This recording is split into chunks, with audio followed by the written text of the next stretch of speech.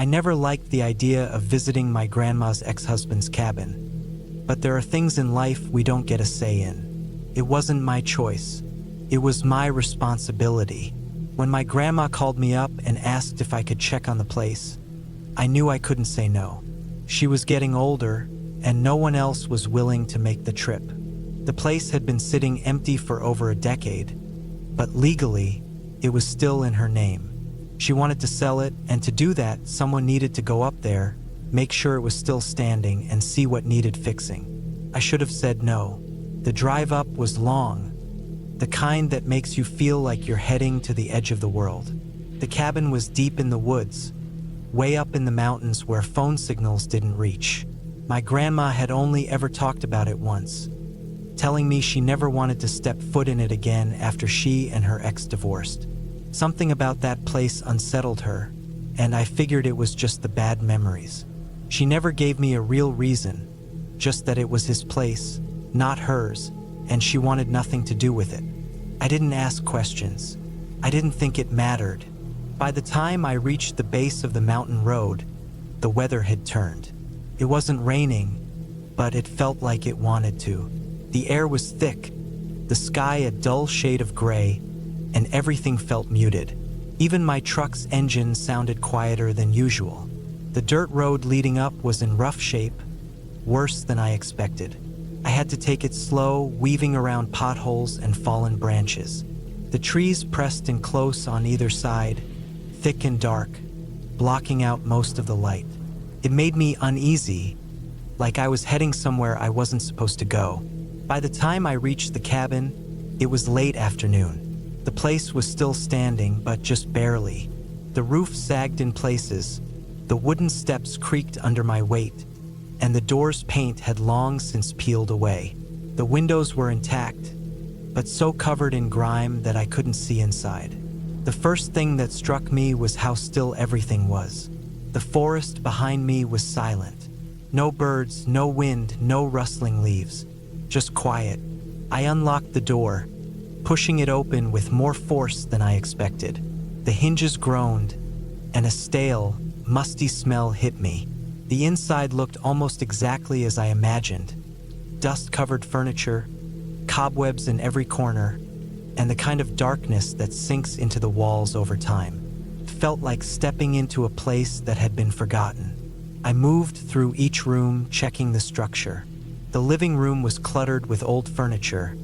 The kitchen smelled of rotting wood, and the bedroom still had an unmade bed like someone had left in a hurry.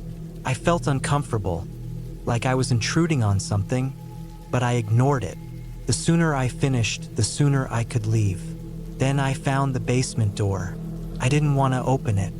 Something about it felt wrong. Unlike the rest of the cabin, the door looked new. The handle was shiny, the wood had no dust, and there was a heavy-duty lock hanging from it. A lock that hadn't rusted. I should have left, but I didn't. I found the key in the kitchen drawer, slid it into the lock, and twisted. The click echoed through the cabin, loud in the silence. I hesitated, but I pushed the door open anyway. The smell hit me first, something damp and rotten. The stairs creaked under my weight as I descended, my flashlight barely cutting through the darkness. The basement was unfinished, just dirt walls and a low ceiling. First, it looked empty.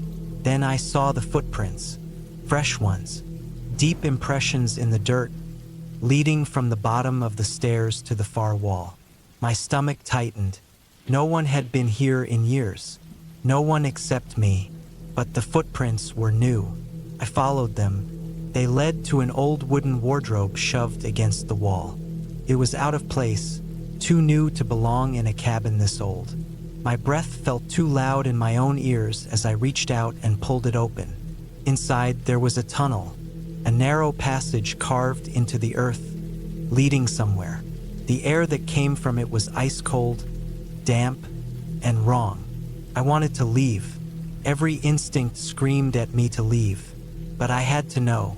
I squeezed inside, flashlight shaking in my grip, and followed the tunnel. The dirt walls were damp, roots sticking out in places. It twisted and turned, going deeper than I expected. The air got worse, heavy, thick, suffocating. I don't know how long I walked before I reached the end. And then I saw it. A small room barely big enough to stand in. A single wooden chair sat in the center, and on it rope, old, frayed, and stained. The dirt floor around the chair was disturbed, like someone had struggled there, and the walls, scratches, deep ones, dug into the earth, like someone had been trying to claw their way out. I backed up, my chest tight. My flashlight flickered. I turned, ready to leave, and then I heard it. Footsteps. Not mine. Coming from the tunnel. I ran. I don't remember how I got out. I don't remember reaching the stairs, but I do remember slamming that basement door shut, locking it, and getting the hell out of that cabin. I didn't stop running until I reached my truck. I didn't breathe easy until I was back on the main road, miles away. I never told my grandma what I found. I don't know who built that tunnel. I don't know who walked down there before me. But I do know one thing, that cabin was never meant to be found again. And I was never supposed to go back.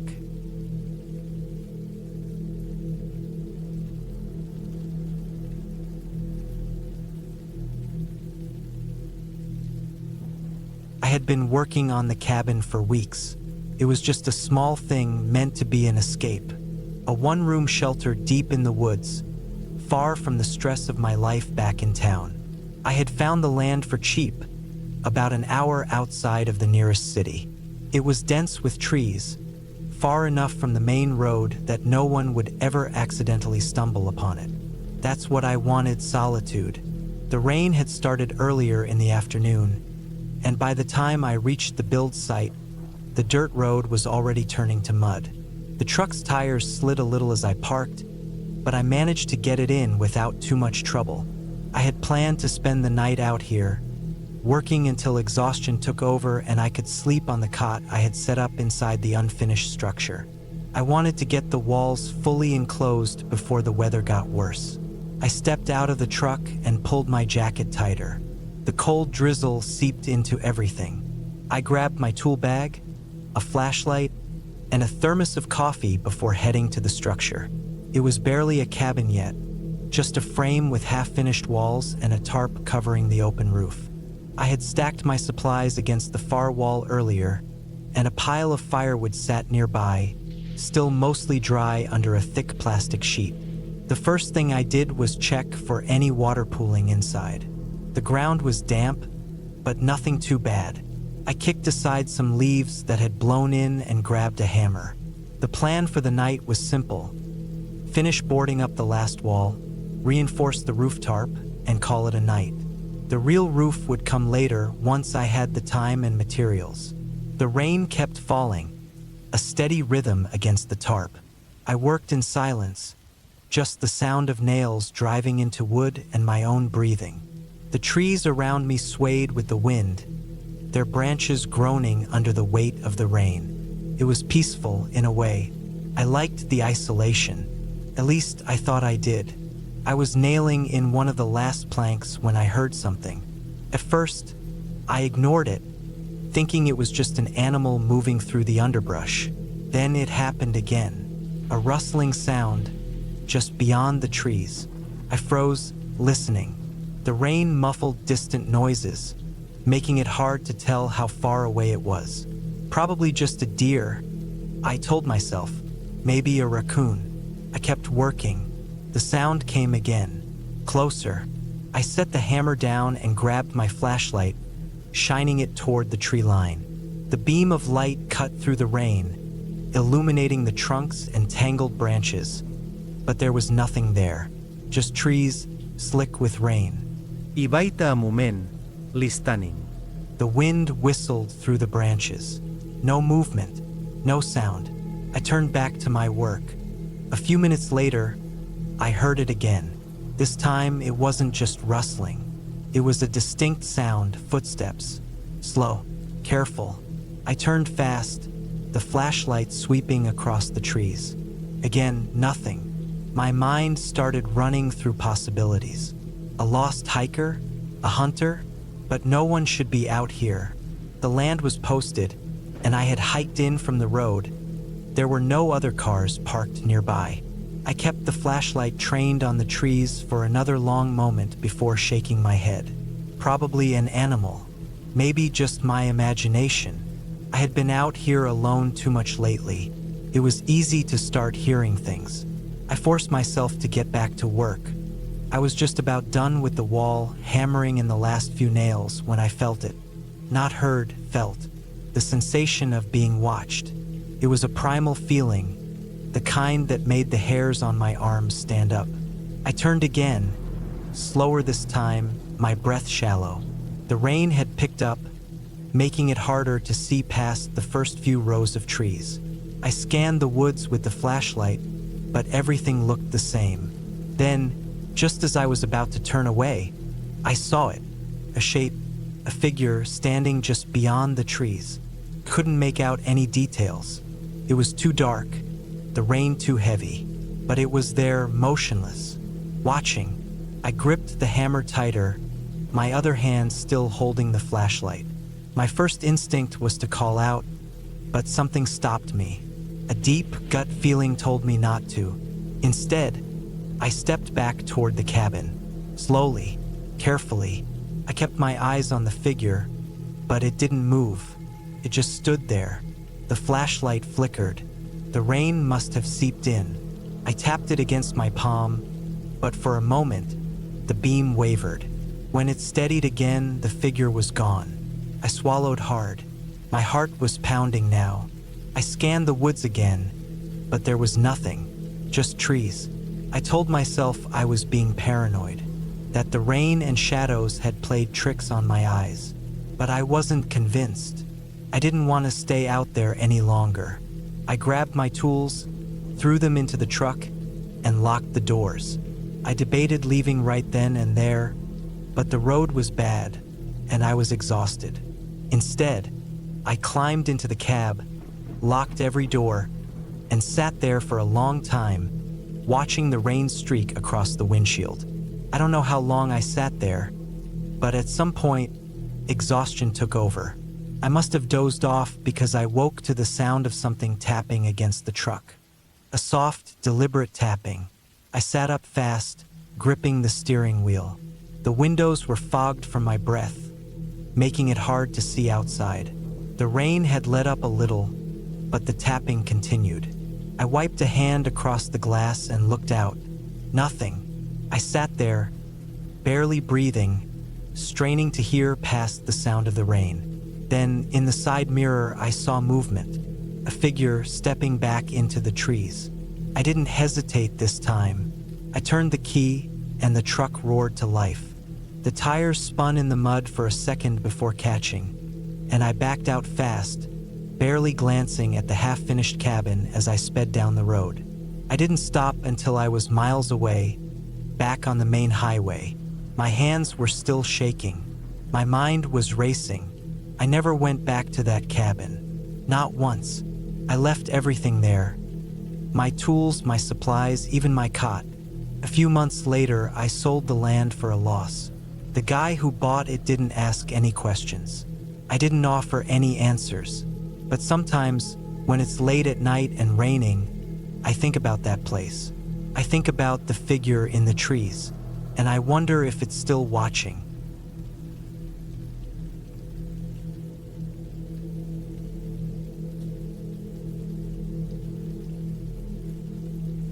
I never thought much about isolation until that year.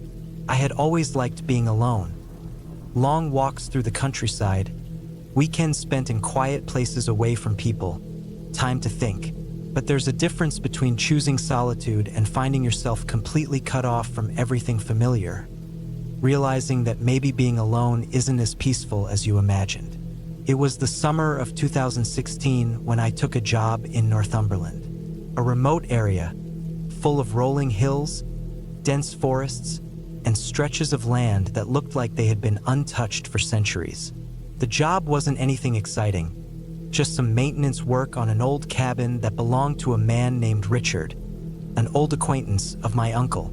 Richard had bought the place years ago but never had the time to fix it up properly. He had offered to pay me to spend a couple of months repairing it, making it livable again. Seemed like an easy job. The cabin was old but still standing, and I liked the idea of spending summer in the countryside, away from the noise of the city. The cabin itself sat at the edge of a thick forest, a good 20-minute drive from the nearest village. The road leading up to it was rough, barely more than a dirt path, and surrounded by dense trees that swallowed up most of the daylight even in the middle of the afternoon. It wasn't completely abandoned. Richard had used it as a hunting lodge now and then, but it was clear that no one had stayed there for a long time. The wood was weathered, the windows dusty, the door stiff from lack of use. The first week passed uneventfully. I cleaned out the cabin, patched up a few leaks in the roof, and cleared away the overgrown weeds that had taken over the front. It was quiet out there, the kind of quiet you notice when you're used to the constant hum of modern life. No cars, no voices, no distant sounds of machinery. Just the wind through the trees, the occasional rustle of an animal moving in the undergrowth, the creak of the old wooden beams in the cabin when the temperature dropped at night. It was sometime during the second week that I saw her. I had been working outside, fixing one of the steps leading up to the cabin's porch, when I looked up and saw a figure standing at the edge of the tree line. A woman partially hidden by the shadows of the trees. At first, I thought she might be a hiker, maybe someone from the village who had wandered too far. But there was something off about the way she stood there. She wasn't moving, wasn't adjusting her backpack or looking around like you'd expect from someone lost in the woods. She was just standing there, facing me, barely visible between the trees. I straightened up, wiping the sweat from my forehead, and raised a hand in a casual wave. She didn't react. For a few seconds, I stood there, waiting for some kind of response. A nod, a step forward, something to indicate that she had seen me, but she just stood there. Eventually, I looked away, trying to shake off the unease creeping into my chest. When I glanced back, she was gone. I told myself it was nothing. Maybe she had been passing through and didn't want to make conversation. Maybe I had imagined the whole thing. But that night, as I lay in bed listening to the distant sounds of the forest, I couldn't shake the feeling that I had seen something I wasn't supposed to see. The next few days I kept working, but I was more aware of my surroundings. Every time I stepped outside, I found myself glancing toward the trees, half expecting to see her standing there again. I never did, but I started noticing little things. Subtle, almost insignificant details that I might have overlooked before. The way the birds would suddenly go quiet for no reason. The feeling of being watched when I was working outside. The faint scent of damp earth lingering in the air, even when it hadn't rained. Then, one evening, I found something on the porch. It was a small bundle of twigs, tied together with what looked like thin strips of bark. At first, I thought it was some kind of local craft, maybe something kids from the village had left as a joke. But when I picked it up, I noticed the edges of the twigs were burnt, as if they had been held over a fire. The bark strips were twisted tightly, almost unnaturally so, like whoever had made it had spent a long time perfecting the knots. I tossed it into the fire pit behind the cabin and tried not to think about it. That night, I woke up to the sound of something moving outside. It wasn't an animal. I had spent enough time in the countryside to recognize the difference between the slow, deliberate movement of a person and the quick, skittish sounds of wildlife. Someone was out there. I stayed still, listening. The footsteps were slow, circling the cabin. I could hear the crunch of leaves, the faint scrape of something against the wooden walls.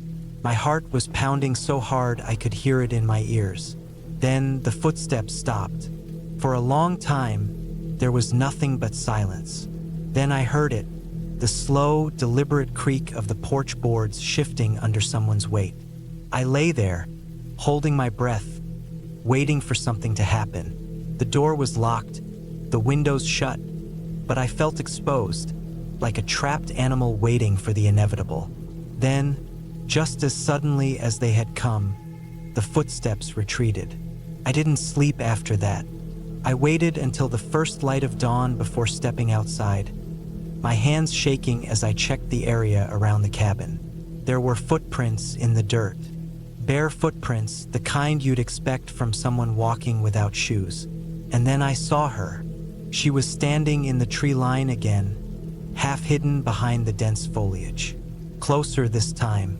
I could see her face now, pale, with dark eyes that seemed too large for her thin frame.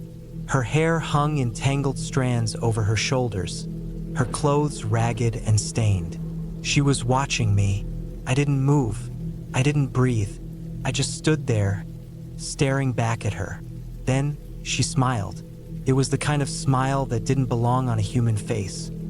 Too wide, too forced, like she was mimicking something she had seen before but didn't quite understand. That was enough.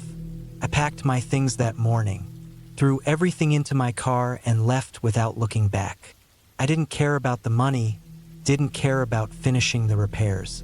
Whatever was out there, whatever I had seen, I wanted nothing to do with it. I never told Richard the real reason I left. Just said something about family issues and needing to cut the job short. He didn't ask too many questions, and I didn't offer any answers. Years later, I still think about that cabin sometimes. I wonder if anyone else has seen her, if anyone else has felt that same cold dread settle in their bones. And I wonder what would have happened if I had stayed one more night.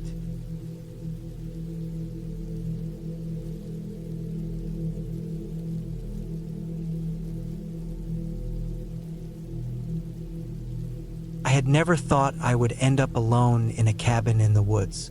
But after my divorce, I needed time away from everything. My job, the city, my old life. The divorce had drained me. It wasn't just about losing someone I had once loved. It was the process, the legal battles, the division of everything we had built together. The endless paperwork, the negotiations over things that had once seemed meaningless but now had some weight attached to them. A couch, a set of dishes, the car, even the dog. By the time it was all over, I felt like a hollowed-out version of myself.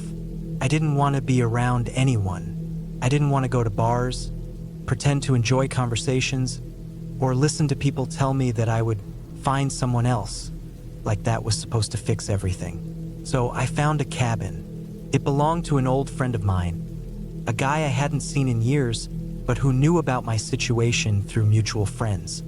He had bought a piece of land in the middle of nowhere, deep in the woods, and built himself a small place to get away from the noise of the world. When he heard I needed a break, he offered to let me stay there for as long as I wanted. I didn't hesitate. The cabin was several miles from the nearest town, just a small structure made of dark wood with a pitched roof and a front porch that looked out over an expanse of trees. There was no Wi-Fi, no cell service. The only way in or out was a narrow dirt road that was easy to miss if you didn't know where to look. That was exactly what I wanted. First, it felt good to be away from everything. I filled my days with simple things: chopping wood, reading, taking long walks through the forest. The silence was thick, pressing in on me like a weight, but I welcomed it. I told myself this was what healing looked like, being alone, finding peace. But as the days passed, something started to feel off. It was little things at first. I would wake up in the morning and find the door to the cabin slightly ajar, even though I was sure I had locked it the night before. I would go out to grab firewood and get the strange feeling that someone was watching me, even though there was no one around. One night, I was sitting on the porch, staring out into the darkness, when I saw movement between the trees. A quick blur of motion, too fast to make out clearly. Could have been an animal, a deer maybe, but something about the way it moved made my skin crawl.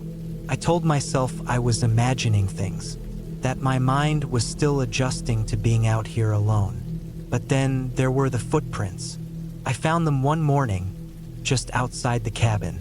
They were human, barefoot, pressed into the dirt. At first, I thought they were mine. But when I compared them to my own, I realized they were larger. Someone else had been standing right outside my door in the middle of the night. That was when I started locking the door and barricading it with furniture. I told myself I was being paranoid, but deep down, I knew I wasn't alone out here. The next night, I barely slept. I lay in bed, listening. Every creak of the wood, every rustle of the wind through the trees put me on edge.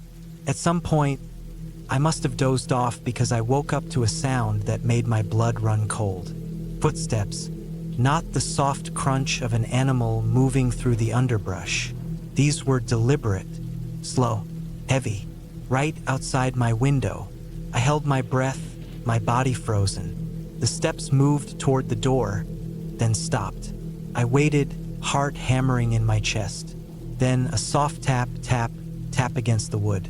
Not knocking, more like someone dragging their fingertips across the surface. I didn't move. I didn't breathe.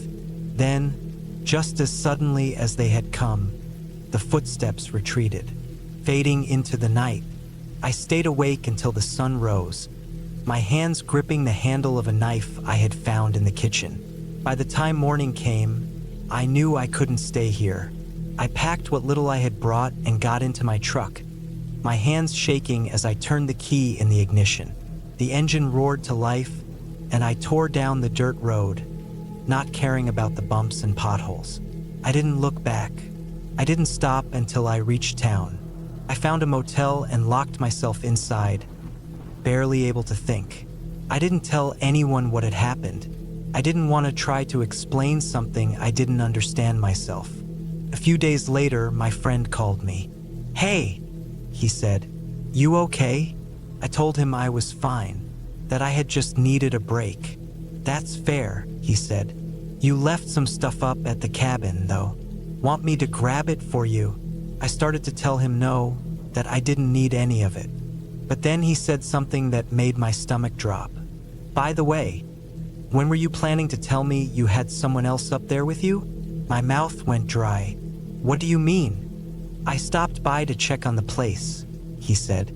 "Found a bunch of footprints, big ones, and," he paused, "there were food wrappers outside, like someone was hanging around." I didn't say anything, because I knew I had been alone up there. At least I had thought I was. I never went back to the cabin. I never even drove down that road again. Even now, years later, I still think about it. About the door being left open, the feeling of being watched, the footprints in the dirt, and the thought that keeps me awake at night. Whoever was out there had been watching me the whole time, and I had never even seen their face.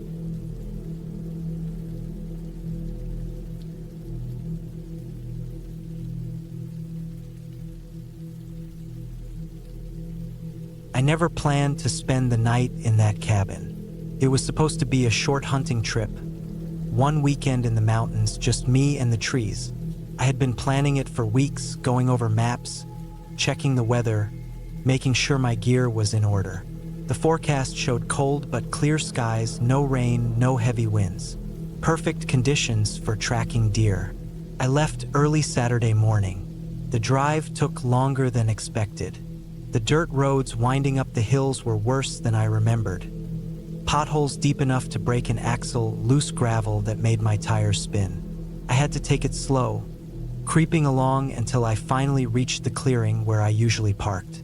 From there, it was a 5-mile hike to my usual hunting spot. I had planned to camp out in my tent, but about 3 miles in, I found the cabin. It was an old single-room structure made of thick logs, tucked just off the trail. The roof sagged a little in the middle, and the wood had turned gray from years of rain and snow. There were no windows, just a single door with rusty hinges. It looked abandoned, but not completely ruined. Someone had built it strong. I should have ignored it and kept moving. Instead, I checked inside. The door was stiff, but it opened with a hard push. The inside was exactly what you'd expect. A dirt floor, a small stone fireplace, and a wooden cot pushed up against the far wall. No bedding, just the frame. It smelled like old wood and damp earth. I told myself I wasn't going to stay there. I had my tent. I had my gear. But the idea of sleeping inside with a solid roof over my head was tempting. I decided I'd make camp nearby and use the cabin only if the weather turned. I hiked another half-mile, set up my tent near a clearing, and spent the day tracking deer. I didn't see much, just a few sets of tracks, old and half washed away by last week's rain. The woods were quiet, too quiet, the kind of quiet that makes you stop walking just to listen, just to make sure you're really alone. I couldn't shake the feeling that I wasn't. That night, the temperature dropped fast. My breath turned to mist, and the cold seeped through my sleeping bag. I tried to ignore it, curling up tighter, but the wind picked up, pushing through the trees in long, slow gusts. Then came the sound, faint at first, almost like the creak of a branch. Then it happened again. Not a branch, a footstep. I lay there, frozen, my ears straining. The wind made it hard to tell, but I was sure I had heard something. A slow, deliberate step on dry leaves. Another one. It was close. I reached for my flashlight, but before I could turn it on, the sound stopped. I held my breath, listened. Nothing. Maybe I imagined it. Maybe it was just an animal. I waited. 5 minutes. 10. Nothing. I told myself I was being paranoid, but I couldn't shake the feeling of being watched. I was out in the open, exposed. The cabin, with its solid walls, suddenly seemed like the safer option. I grabbed my sleeping bag and pack and moved fast, keeping my light off as I made my way back to the cabin. The door was still open the way I left it. I went inside, shut it behind me, and slid my pack against it as a makeshift lock. The air was thick with the smell of old wood and dust. I unrolled my sleeping bag on the cot and sat there, listening. Nothing. The wind howled outside, but inside, it was silent. I tried to sleep, but every sound kept me on edge. The wind, the creak of branches, the shifting of old wood. Then a sound, closer this time, a soft, dragging noise against the wall outside. I sat up, my pulse pounding. I reached for my hunting knife, gripping it tight. The sound moved, slow, deliberate, like someone running a hand along the logs. Then it stopped. Silence. I didn't move. Minutes passed. Nothing. Then a knock. Not loud. Just a light, testing knock, right against the door. I stopped breathing. Another knock. Soft. Slow. I gripped my knife so tight my hand hurt. My pack was still against the door, but it wouldn't hold if someone really wanted to get in. I waited. The knock came again. I wanted to yell to scare off whoever was out there, but my throat was dry, and some deep, primal instinct told me to stay silent. Then footsteps, slow, steady, moving around the cabin. I tracked them in my mind, listening as they circled. Then they stopped, right outside the back wall. Silence. I stayed awake the rest of the night, knife in hand, staring at the door. The footsteps didn't come back. By morning, the light slipped through the cracks in the logs, casting thin lines on the dirt floor. I waited a little longer, listening. The woods were silent again. I opened the door. The ground outside was covered in soft earth and dry leaves. I expected to see tracks. There were none. I packed my gear and left fast, keeping my rifle in my hands. I didn't stop until I reached my truck. I never went back to that part of the woods again.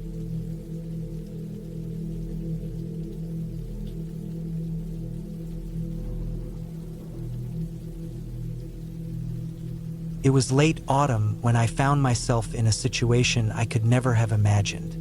The leaves had started turning brown, and the air carried a crispness that signaled the approach of winter. I had been on leave from the military for about a week, trying to clear my mind after years of service that had worn me down. It wasn't uncommon for soldiers to struggle with life outside the army, but I didn't expect how quickly my world would be flipped upside down.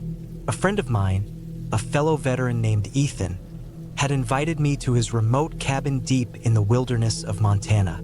He had bought the place years ago, saying he wanted to get away from everything, and I understood why. He had seen things in war that broke him, things that would make a man want to isolate himself from the world. I hadn't seen him in years, but when he called, there was something in his voice that made me say yes without hesitation. The drive up was long and lonely, the last stretch of the road turning into a dirt path barely wide enough for my truck.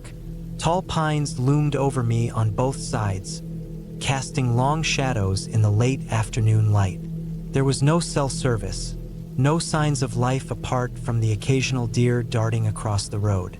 When I finally reached the cabin, it was just as I had imagined, small, rugged, and surrounded by nothing but trees. The place looked well kept, but there was something unsettling about it. Maybe it was the isolation, or maybe it was the silence that pressed in from all sides. I parked my truck and stepped out, stretching my legs after the long drive. There was no sign of Ethan. I knocked on the door, waited. No answer. I figured he was out hunting or gathering firewood, so I let myself in. The inside was simple. A single-room layout with a wood stove, a small kitchen, and a bed against the far wall. A rifle leaned against the doorframe. A hunting knife sat on the table. The place smelled like wood smoke and old leather. I sat down, waiting for Ethan to return. Minutes turned into hours. The sun dipped below the horizon, and darkness swallowed the forest outside. I stepped out onto the porch, listening. The wind rustled the trees, but there was something else, too. A faint, rhythmic sound coming from the woods. Footsteps. I turned my head, staring into the darkness. Nothing. I wasn't sure why, but my stomach twisted with unease. I had been in combat, faced real threats, but this was different. There was something unnatural about being alone in a place so quiet, so cut off from the rest of the world. An hour later, I heard movement again, closer this time. My pulse quickened as I reached for the rifle by the door. Just as my fingers wrapped around the stock, a shadow moved at the edge of the trees. A figure stepped forward, emerging from the darkness. It was Ethan. Relief washed over me, but it was short-lived. There was something off about him. He was breathing heavily, his clothes stained with something dark. His eyes locked onto mine, and for the first time in my life, I felt fear rise in my chest. He walked past me without a word, stepping into the cabin. I followed, my grip tightening on the rifle. Ethan sank into a chair, rubbing his hands together as if trying to warm them. That's when I noticed his hands were shaking. There was no way to describe the feeling in that moment. Like standing on the edge of a cliff, knowing one wrong step would send you plummeting into darkness. I glanced at the hunting knife on the table, then at Ethan. His eyes followed mine. Then he said something that made my blood run cold. Not with words, not with a conversation. He pulled something from his jacket pocket and set it on the table with a soft thud. A military ID, not his. I picked it up, staring at the name. I didn't recognize it. The photo showed a young man, maybe mid-20s, in uniform. There was dried blood on the edges. I looked back at Ethan, my mind racing. He stared at me, waiting for my reaction. I set the ID down carefully, like it might explode. My throat was dry, my heart hammering. I knew what this meant. Ethan had killed someone, a soldier. I forced myself to breathe, my training kicking in. I had seen death, had taken lives in war, but this was different. This was murder. Ethan finally spoke, his voice quiet, strained. They sent him after me. That was all he said before he stood up and walked to the sink, washing his hands like a man trying to scrub away his sins. I sat there, staring at the ID, the pieces falling into place. Ethan had always been paranoid, always believed someone was after him. I thought it was just the war messing with his head. But now I wasn't so sure. I had two choices. I could pretend I saw nothing, walk away, leave this place and never look back. Or I could find out the truth. I chose the latter. Ethan didn't resist when I reached for the rifle again, didn't move as I stood and leveled it at him.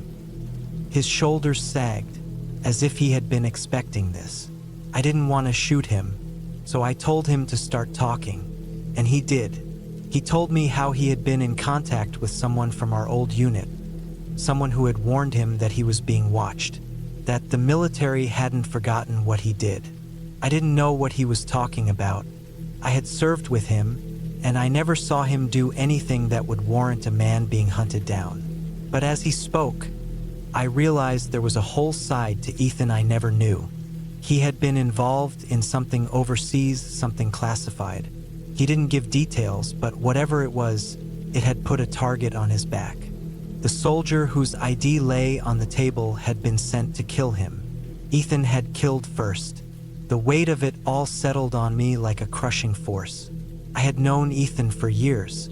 He had saved my life more than once. But now he was just a man with blood on his hands, waiting for the next person to come for him. I made my decision. I set the rifle down. Ethan looked at me, his eyes hollow, and nodded. We buried the body deep in the woods, beneath the roots of an old tree. When I left the cabin the next morning, I knew I would never see Ethan again. The drive back to civilization felt surreal, like waking from a nightmare. But the weight of what I had done, what I had helped cover up, stayed with me. Days later, I saw a news report. A soldier had gone missing. His body was never found, and Ethan's cabin burned to the ground that same week. There was no trace left of him. I never spoke his name again, but sometimes late at night, I wonder if he's still out there, running from the ghosts of his past. And I wonder if one day, someone will come knocking on my door, looking for answers, or worse, looking for revenge.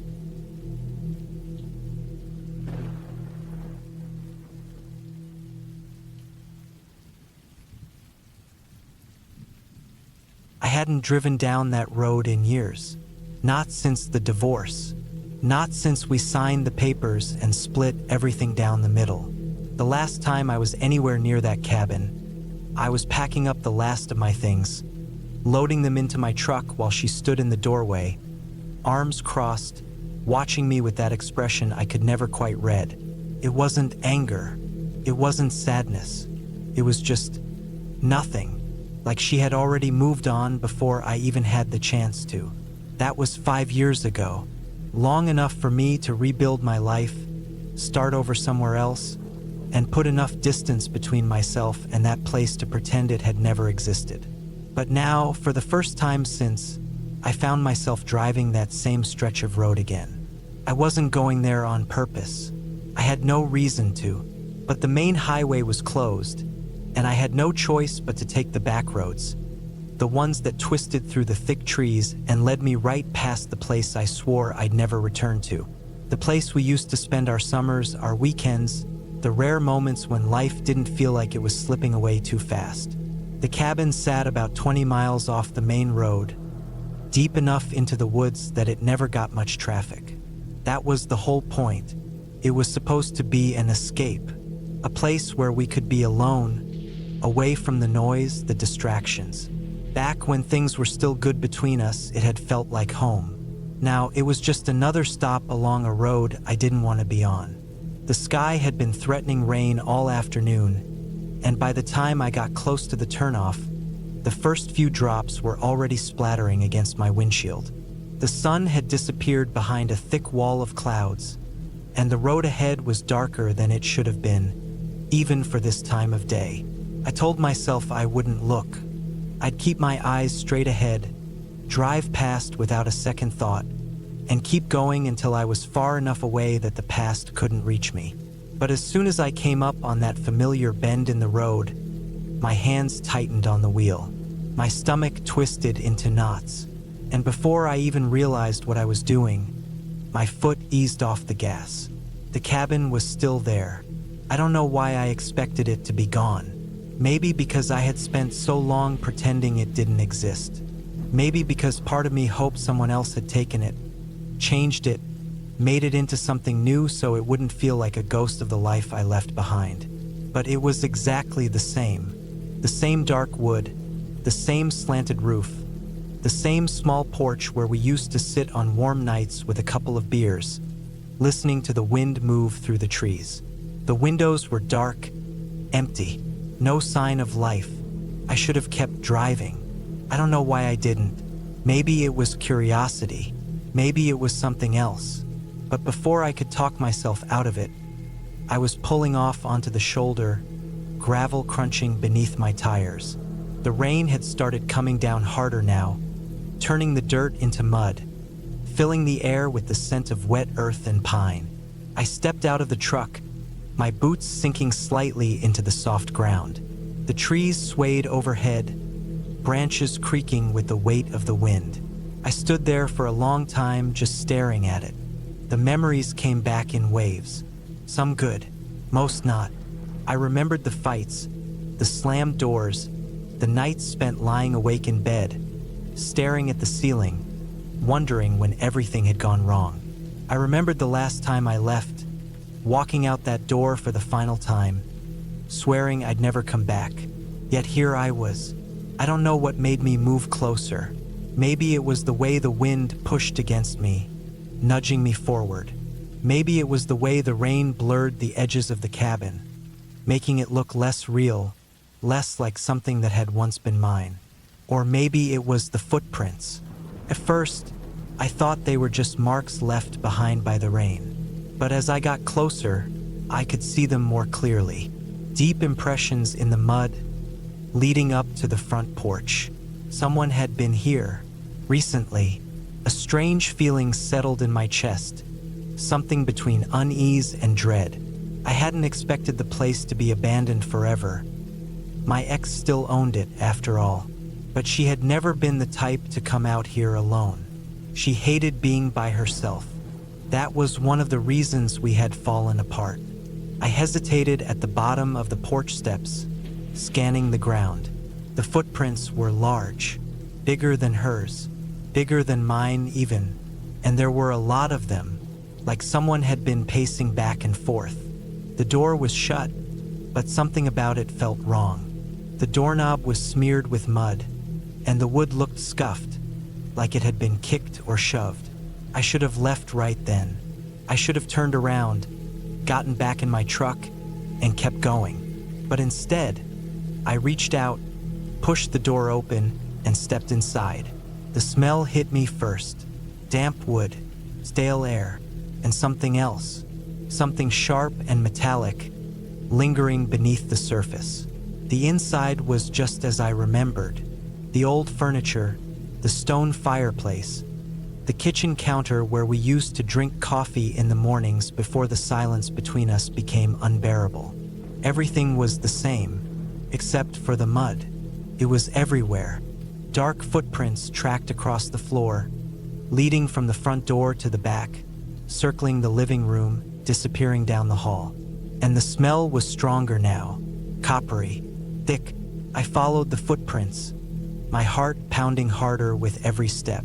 The bedroom door was open. The sheets on the bed were pulled back, twisted, like someone had been there recently. The closet door was slightly ajar, just enough to cast a long, thin shadow across the floor. And that's when I saw it. The smear of red on the edge of the mattress. Small but fresh. I took a step back, my pulse hammering against my skull. That was when I heard it. A noise from the other side of the house. Something shifting, moving. I wasn't alone. I turned and ran. I don't remember going back down the hall. I don't remember hitting the porch steps or nearly slipping in the mud.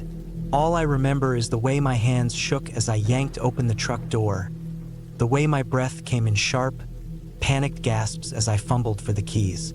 I didn't look back as I peeled out onto the road, tires spitting gravel, rain hammering against the windshield.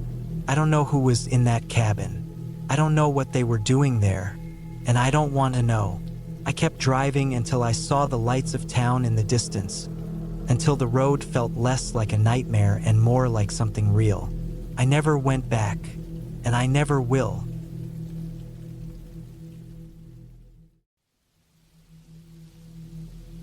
It was early November when I took the job. A friend of mine, Mark, had been working on building a hunting cabin deep in the woods, and he needed an extra pair of hands to finish it up before the snow came in.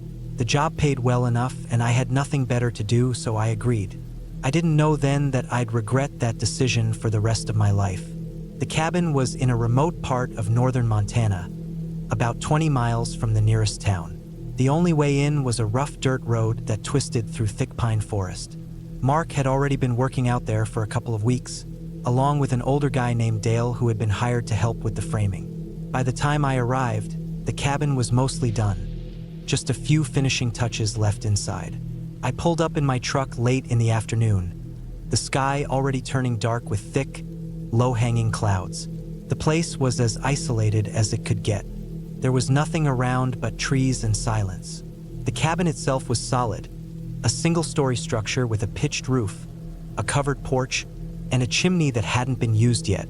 Mark greeted me with a nod when I stepped out of the truck, looking tired and a little on edge. Dale was inside, checking on some of the insulation work.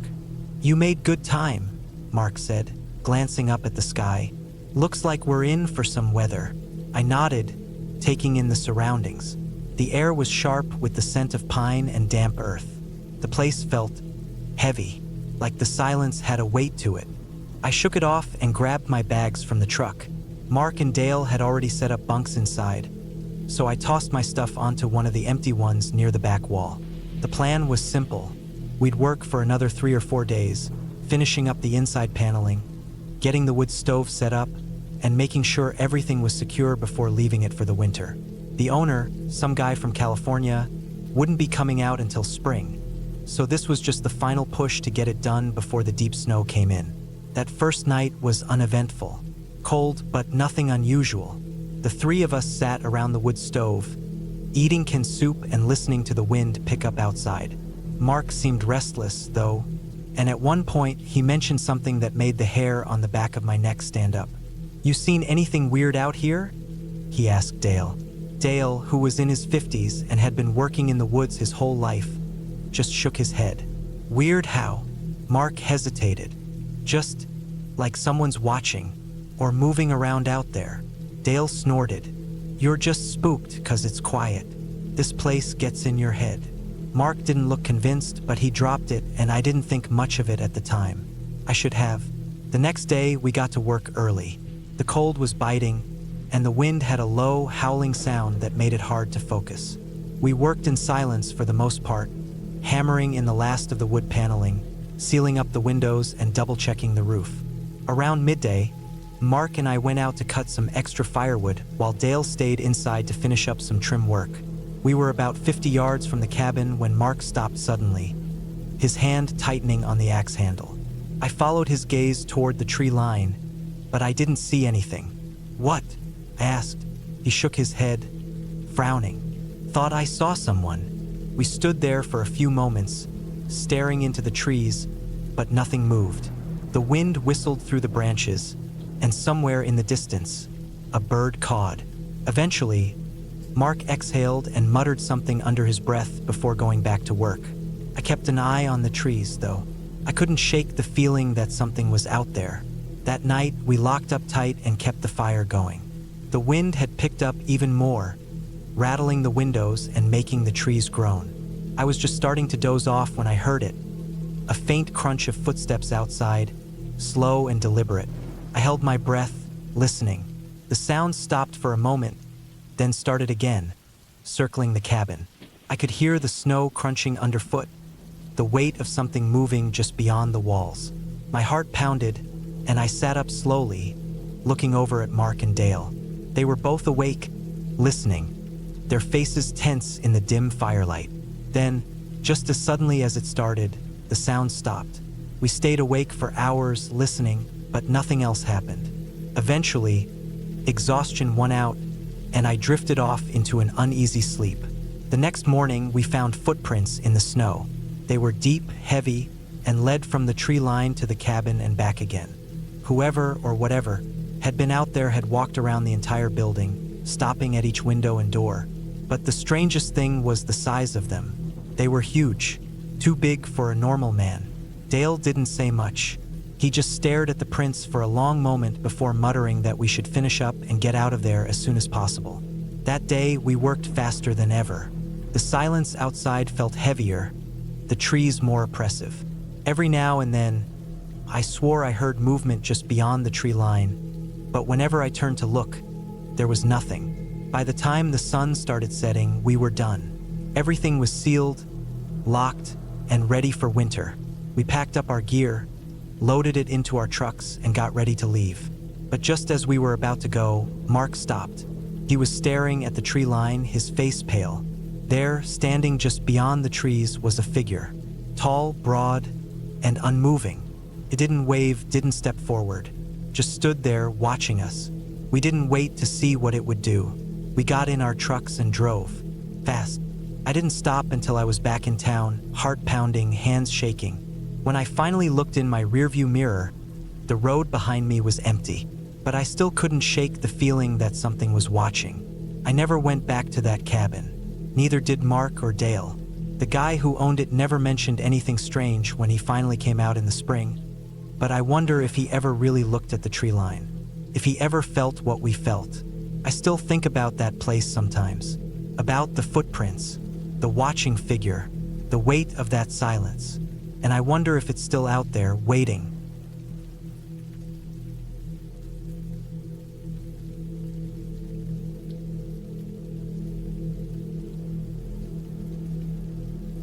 I hadn't been up there in years. Not since he passed. The cabin sat on a stretch of land that we used to call our own. A few acres tucked away past a dirt road that no one but us ever really traveled. It was quiet up there, the kind of quiet that made the world feel smaller, like nothing existed beyond the tree line. After he was gone, I stayed away. Couldn't bear to see the place without him. But time wears down grief at least enough to function, and one day I decided it was time. I don't know why. Maybe I wanted closure. Maybe I just needed to see if the place was still standing. The road leading up was rough, worse than I remembered. It had rained the night before, turning the dirt into thick, clinging mud. My tires fought against it, slipping every few feet, but I kept going. No one maintained the road anymore. There was no reason to. The trees seemed taller than before, their bare branches clawing at the sky. Winter had stripped them of leaves, leaving the woods skeletal and still. I had the windows cracked, and the cold air bit at my skin. The further I drove, the heavier the feeling in my chest became. I was almost there. When I reached the clearing, I stopped the truck and just sat for a while, staring at it. The cabin looked smaller somehow.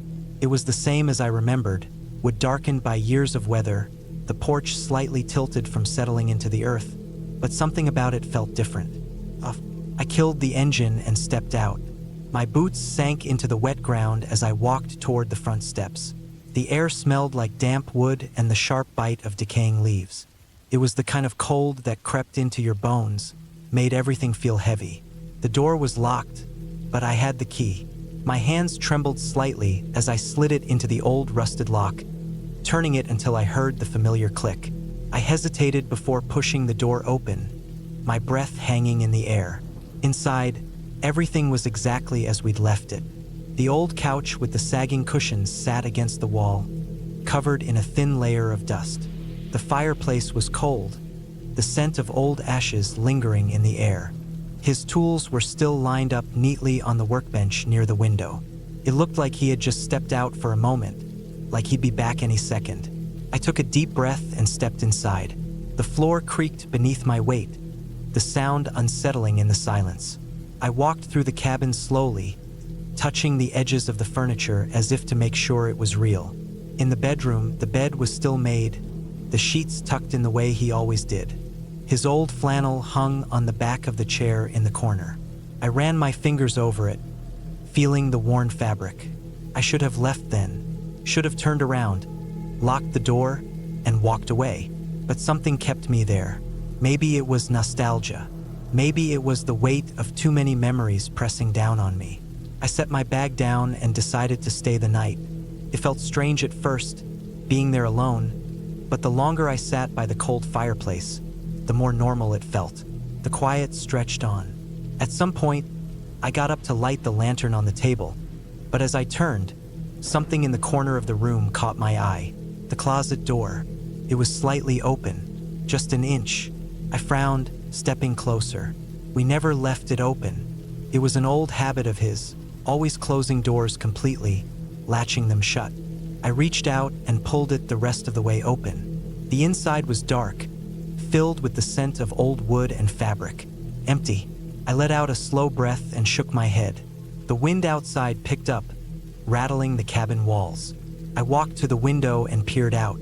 The trees swayed, their bare branches reaching toward the sky like skeletal hands. Then I saw something, a shape in the woods just beyond the tree line. First, I thought it was nothing, just the shadows shifting in the wind. But then it moved, slow, deliberate. My heart hammered against my ribs as I took a step back from the window.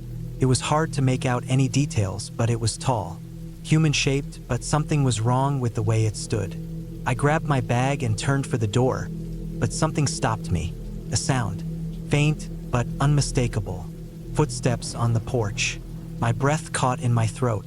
I stood frozen, every muscle in my body tensed. The floorboards creaked under the weight of something.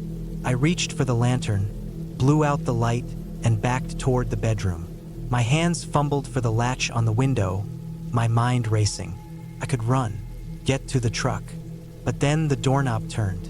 Slowly, I pressed myself against the wall, my heartbeat deafening in my ears. The door didn't open. Whoever was out there just stood there, turning the knob back and forth, testing it. Then silence. I don't know how long I stood there. Maybe a minute, maybe an hour. But eventually, I forced myself to move. I crept toward the window and peered out. Nothing. The wind had died down. The trees were still again. The porch was empty. I grabbed my bag and rushed to the door, yanking it open and stepping out onto the porch.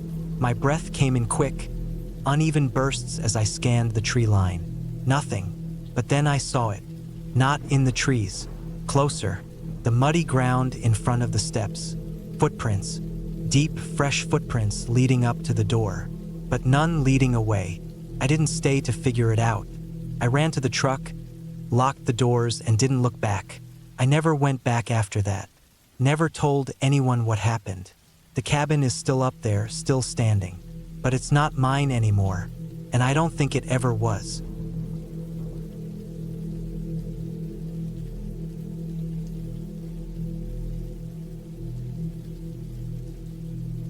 I had been with the department for 12 years when it happened. It was one of those assignments that seemed easy on paper. Watch over a remote cabin in the middle of nowhere while a case unfolded. A waiting game, really. We weren't sure if anyone was going to show up. But if they did, it wouldn't be for anything good. The cabin belonged to a guy named Robert Langley. He was a suspect in an ongoing drug trafficking case. Not a major player, but connected enough to be useful. He owned a small shipping company, just a front for moving things he wasn't supposed to. The case against him wasn't strong, but federal agencies had been looking at him for a while. He had disappeared 2 weeks earlier, just before an expected meeting with one of his suppliers. His house had been searched, his business combed through, but he was nowhere to be found. The department thought he might show up at his cabin, his little retreat deep in the woods. There wasn't much around for miles, just trees, dirt roads, and quiet, the kind of place you'd go if you wanted to stay off the radar. If Langley was on the run, he might stop there for supplies or to lie low. That's where I came in. My job was simple: sit tight, watch the place, and report anything suspicious. If Langley showed up, I wasn't supposed to engage, just radio it in and wait for backup. Sounded easy. I thought it was going to be boring. I was wrong. The cabin was about 40 miles from the nearest town, hidden off an unmarked road that barely counted as a path. I drove out there in an unmarked SUV, packed with supplies, enough to last me a few days. The cabin itself was small, old, but sturdy. A single-story structure with faded wooden walls and a slanted metal roof. There was a small porch out front, a stone chimney on one side, and a shed a few yards away. No electricity, no running water. Just a fireplace, a few lanterns, and whatever had been left behind. I set myself up inside, checking my radio, making sure my gear was in order. The department had left a cot and a few other essentials. I had my service weapon, a rifle, and a pair of binoculars for keeping an eye on the tree line. There was only one road in and out, but a person on foot could come from any direction. The first day was uneventful. I walked the perimeter, checking for any signs that someone had been there recently. The dirt around the cabin was dry and undisturbed. No fresh tracks, no movement in the trees. I spent most of the day sitting by the window, watching, waiting. By the second night, the isolation started to get to me. The woods were thick, pressing in from all sides. At night, the darkness was absolute, and every little sound seemed louder. The occasional rustling of branches, the snap of a twig. The wind whistled through the trees, making it feel like something was moving just out of sight. On the third night, things changed. I was sitting by the window, same as before, when I noticed something subtle but wrong. The woods were quiet, too quiet. The usual sounds, the distant hoot of an owl, the rustle of small animals were gone. It was as if everything had stopped. I reached for my rifle and stood up, scanning the tree line through the window. Nothing moved. I waited, listening. Minutes passed, then I heard it. Something shifting in the darkness, just beyond the reach of my lantern's glow. Slow, deliberate footsteps on dry leaves. I moved toward the door, keeping my rifle ready. The footsteps stopped. I waited, breathing slow, straining to hear. Then, out of nowhere, a sharp metallic clang rang out from behind the cabin. The shed. I turned fast, moving to the back window. The shed was small, barely standing, its wooden walls warped and rotting. The door was slightly ajar, swaying just a little. I knew for a fact it had been closed earlier. I stayed still, heart pounding, watching. Something wasn't right. If it was an animal, it wouldn't have opened the door like that. If it was a person, they were being careful. Then the door moved again, just an inch. Someone was in there. I raised my rifle, stepping toward the back door of the cabin. My radio was on the table, just out of reach. I had a choice: go for it and risk making noise, or stay where I was and wait. I chose to wait. Minutes passed, and nothing happened. Then, just when I thought maybe I had imagined it, the door to the shed creaked open a little more. The darkness inside was thick, swallowing whatever was in there. Then I saw it, a shape barely visible in the shadows. Person. I tensed, gripping my rifle tighter. They didn't move, just stood there, half hidden in the shed's doorway. I couldn't see their face, only a vague outline. Then they moved fast. I barely had time to react before they darted out of the shed, disappearing into the trees. I swung my rifle up, but they were already gone. No sound, no trail, just gone. I swore under my breath, grabbing my radio. Suspicious movement behind the cabin, I reported. Unknown subject fled into the woods. Dispatch acknowledged, but I knew backup was too far away to help right now. I was alone. I stayed up the rest of the night, rifle in hand, watching, waiting. Nothing else happened. By morning, I checked the shed. It was empty. The door had been forced open from the outside. Whoever it was, they had been watching me, testing me. The next night, I was ready. I stayed by the window, eyes locked on the tree line. Hours passed, nothing. Then, just as I was starting to think maybe it was over, I saw movement. A figure standing just beyond the trees, barely visible in the moonlight. Watching me, I didn't move. Neither did they. Minutes stretched on, the air heavy with tension. Then, slowly, they turned and walked away, vanishing into the dark. I never saw them again. By morning, the case took a turn. Langley had been found, dead, miles away. Whatever had been happening at that cabin had nothing to do with him. Someone else had been out there with me, someone who didn't want to be seen. I packed up and left that day. The investigation into Langley's death continued, but my part was over. I never found out who had been in those woods, watching, waiting, but I never forgot that feeling. The weight of unseen eyes in the dark, the quiet patience of someone just beyond the edge of sight, and I never went back.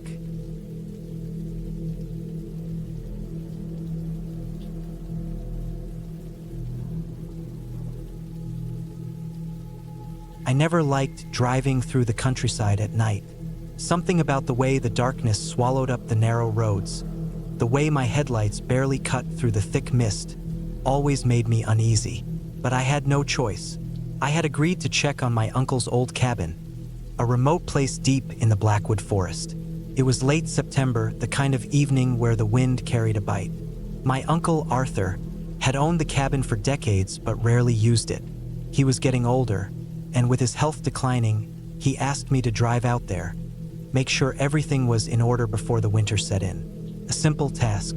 The drive was long and lonely, cutting through miles of isolated woodland. There were no streetlights, no houses, nothing but towering trees and the occasional rustling of branches in the wind. The further I went, the more I regretted agreeing to this.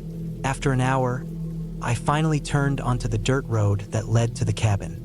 The road was rough, filled with potholes and lined with thick bushes that scraped against my car as I passed. My tires crunched over loose gravel as I approached the clearing where the cabin stood. It was a small structure, wooden and weathered, with a slanted roof and a single porch light that barely glowed. It looked abandoned, the kind of place that hadn't been touched in months, maybe longer. Leaves covered the porch, and the windows were layered in grime. I parked my car near the front steps and shut off the engine. Silence. The only sounds were the wind and the occasional rustling of leaves. There was something unsettling about the place, but I shook it off. It was just an old cabin. I grabbed my flashlight and unlocked the door. The hinges groaned as I pushed it open, revealing the musty interior. Dust floated in the air, catching in the beam of my flashlight. The living room was small, with a fireplace on one side, an old couch covered in a white sheet, and a wooden table pushed against the far wall. A few shelves lined with books sagged under their own weight. I checked the kitchen, empty. No signs of rodents, no broken pipes. Just an old stove and a few rusted pots. The bathroom was in the same condition, outdated but functional. Everything seemed fine, except for the dust and the feeling that no one had been here in a long time. I walked down the short hallway to the bedroom. The bed was covered in another sheet, and the wooden wardrobe stood slightly ajar. The air was stale, thick with the smell of old wood and damp fabric. Satisfied that the place was in decent shape, I decided to stay the night. It was too late to drive back, and I didn't feel like navigating the roads in complete darkness. I set my bag down, locked the doors, and lit the fireplace. The glow filled the room with a faint warmth, flickering against the wooden walls. I sat in one of the old chairs near the fire, listening to the occasional creak of the cabin settling. The wind outside picked up, whistling through the trees. I tried to relax, but something about the place felt off. Maybe it was just the isolation, the knowledge that I was miles from anyone. I decided to step outside for a bit of fresh air. The wind had picked up, rustling the trees in every direction. I stood on the porch, staring into the blackness beyond the trees. The forest stretched endlessly, the branches swaying under the night sky. That's when I heard it, a crunch, like a footstep. I turned my flashlight toward the tree line, but the beam barely reached past the first few trees. I stood still, listening, my breath slow and measured. The wind whistled, but underneath it, I swore I could hear movement. A faint rustling, the sound of something shifting in the undergrowth. Probably an animal, I told myself. A deer, maybe. Still, the feeling of being watched crept over me. I turned and stepped back inside, locking the door behind me. The cabin felt smaller, the air heavier. I sat back near the fire, trying to shake the unease. But then, another sound, a thud, came from outside, near the porch. My pulse quickened. I reached for my flashlight and stood, listening. The wind had died down slightly, leaving only silence. I stepped toward the window, lifting the curtain just enough to peek outside. Nothing. The porch was empty. but I couldn't shake the feeling that something was out there. Then, another sound. Not outside. Inside. A floorboard creaked down the hallway. My breath caught in my throat. I hadn't checked the crawl space under the cabin. I hadn't thought to check the attic. Slowly, I reached for the fireplace poker, gripping it tightly. My flashlight trembled slightly in my hand as I moved toward the hallway. The bedroom door was ajar. Had I left it that way? I stepped closer, heart pounding. The air in the hallway was colder, carrying a faint scent of damp wood and something else. Something I couldn't place. I pushed the door open wider, shining my light inside. Nothing. The bed, the wardrobe, the same dust-covered surfaces. Then I saw it. The wardrobe. The door was open wider than before. My breathing was shallow as I raised the flashlight, aiming it at the darkness inside. The beam caught something. A scuffed footprint on the wooden floor, half covered in dust. Not mine. My grip tightened on the poker. I had checked the room earlier. No footprints had been there before. Then I heard the breathing. Not mine. It was slow, controlled, coming from somewhere nearby. My light flickered slightly as I took a step back, my own breath frozen in my chest. And then, a movement inside the wardrobe. Before I could react, something shifted, and the door slammed shut. I stumbled back, my flashlight shaking. The breathing had stopped. Silence. Then, a single creak. The wardrobe door didn't open, but I could feel it. Someone was in there, watching, waiting. I didn't move. I didn't breathe. Then, another sound. Not from the wardrobe. From outside. Footsteps. Slow, deliberate. Moving across the porch. There was more than one. I turned off my flashlight. The only light came from the dim glow of the fireplace. I held my breath, waiting. Then the doorknob rattled. I backed away, gripping the poker so hard my hands ached. The door didn't open, but I knew whoever was out there wasn't leaving. And neither was whoever was inside the cabin with me. I had to make a decision. Stay and risk whatever was on the other side of the wardrobe, or take my chances outside. The doorknob rattled again. I didn't hesitate. I ran. I grabbed my keys, bolted for the door, and flung it open. The cold night air hit me as I sprinted for my car. Behind me, I heard it. Footsteps, movement, something rushing from the cabin. I didn't look back. I jumped into the car, jammed the key into the ignition, and turned it. The engine sputtered. No, not now. The footsteps were getting closer. I twisted the key again. The engine roared to life. I slammed it into reverse, the tires kicking up gravel as I sped backward. For a split second, my headlights caught something. A figure, no two, standing at the edge of the porch, watching me. I didn't stop. I didn't breathe until I was miles away. I never went back, and neither did my uncle.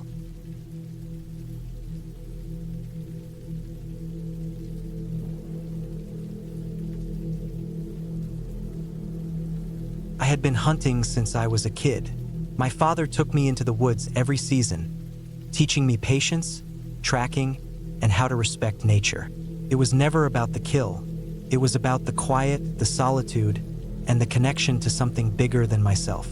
Even after he passed, I kept the tradition alive, spending a few weeks every winter in the same old hunting cabin deep in the woods. This year, I decided to go alone. The cabin was in a remote part of the state, miles from any town, surrounded by dense forest, rolling hills, and frozen rivers.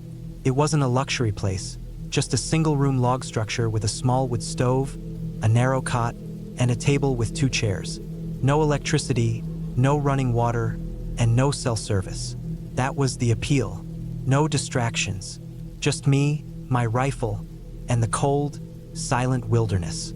I arrived late in the afternoon, just as the sun was dipping behind the trees. The drive was long, the dirt roads rough and covered in patches of ice. The truck barely made it up the last stretch, but I got there, unloaded my gear, and set up inside. The air inside the cabin was stale and freezing. I started a fire in the stove and unpacked my supplies: cans of beans, jerky, coffee, and a few bottles of water. My rifle leaned against the wall. My hunting knife sat on the table. I felt at home. That first night was quiet, the kind of silence that almost hums in your ears. The wind was light, the trees barely swayed, and the snow-covered ground reflected the pale moonlight. I barely slept, not because I was uncomfortable, but because I loved the feeling of being completely alone in the wild. The next morning, I woke before dawn. The fire had burned down to embers, and the inside of the cabin was freezing again. I threw on more wood, got dressed in my heavy layers, and stepped outside. The air was crisp, biting at my face. My breath hung in thick clouds. I walked a few hundred yards from the cabin, rifle slung over my shoulder, following old game trails in the snow. The land was perfect for hunting. Plenty of deer tracks, signs of movement in the area. I hiked for hours, moving carefully, scanning the trees, waiting for the right moment. Then, I noticed something strange. About a mile from the cabin, near a frozen creek, I found footprints. Not deer or coyote, human. They were fresh, maybe a few hours old, leading from the trees toward the water. That didn't make sense. No one else should be out here. The nearest road was miles away, and I hadn't seen another vehicle or sign of people the entire drive up. I followed the tracks for a while, but they disappeared near the creek bed. The ice was thick enough to walk on, and I couldn't tell where the person had gone. Maybe they were just passing through, but why? I stood there for a long time, listening. The woods were quiet. No birds, no wind, just stillness. I turned back. That night, I locked the cabin door. The second night was different. I was exhausted from hiking, but I couldn't sleep. I kept waking up, listening. Sometime after midnight, I heard something outside. At first, I thought it was just the wind, but then I realized the sound was steady. Footsteps, slow, deliberate, moving around the cabin. I held my breath. The fire was still burning, casting a faint orange glow across the wooden walls. I reached for my rifle, gripping it tight, and listened. The footsteps stopped. Then, after a long silence, they started again, closer this time. I sat up slowly, heart pounding. My eyes adjusted to the darkness. The sound moved toward the door, and then nothing. I waited. 5 minutes, 10 minutes, nothing. I didn't sleep after that. I just sat there, rifle in hand, listening. In the morning, I went outside, rifle ready. The snow was undisturbed. No tracks, no sign of anything. I walked the perimeter of the cabin, checked the tree line, even circled back toward the creek where I had found the footprints the day before. Nothing. Maybe I imagined it. Maybe it was an animal.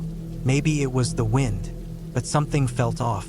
I spent the day hunting, but my head wasn't in it.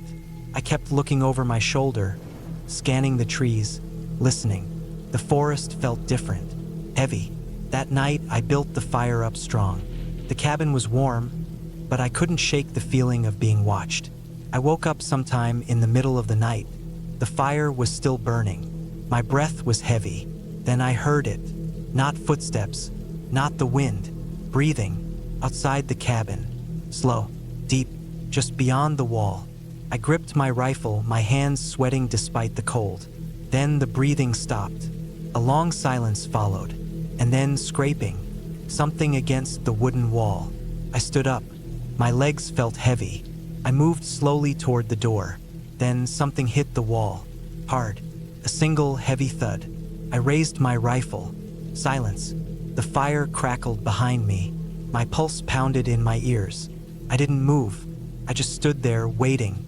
Then the sound came again. Another thud, closer to the door this time. I took a step back, raised the rifle to my shoulder, and aimed at the door. Then, as suddenly as it started, it stopped. I waited for what felt like an hour, but there was nothing. Just the crackling fire and the deep, suffocating silence of the woods. I didn't sleep. By morning, I had made up my mind. I was leaving. I packed my gear fast, stuffing everything into my bag, slinging the rifle over my shoulder. I stepped outside, scanning the trees. The snow was untouched. No tracks, no sign of anything. I walked to my truck, rifle ready. The engine was frozen, but it started after a few tries. As I backed down the narrow path leading out of the woods, I kept looking in the mirror, expecting to see something. Nothing. I didn't stop until I hit the main road. I never went back to that cabin. I didn't even tell anyone what happened. But I still think about it. The footsteps, the breathing, the heavy silence of the woods. Someone or something was out there, and I was never supposed to find out who.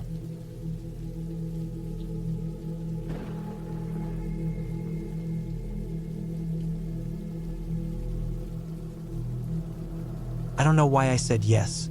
It was one of those moments where I wasn't really thinking, just agreeing out of habit. My boss, Eric, had been talking about his grandma's old cabin for months. He needed someone to help fix it up before winter made the road impassable.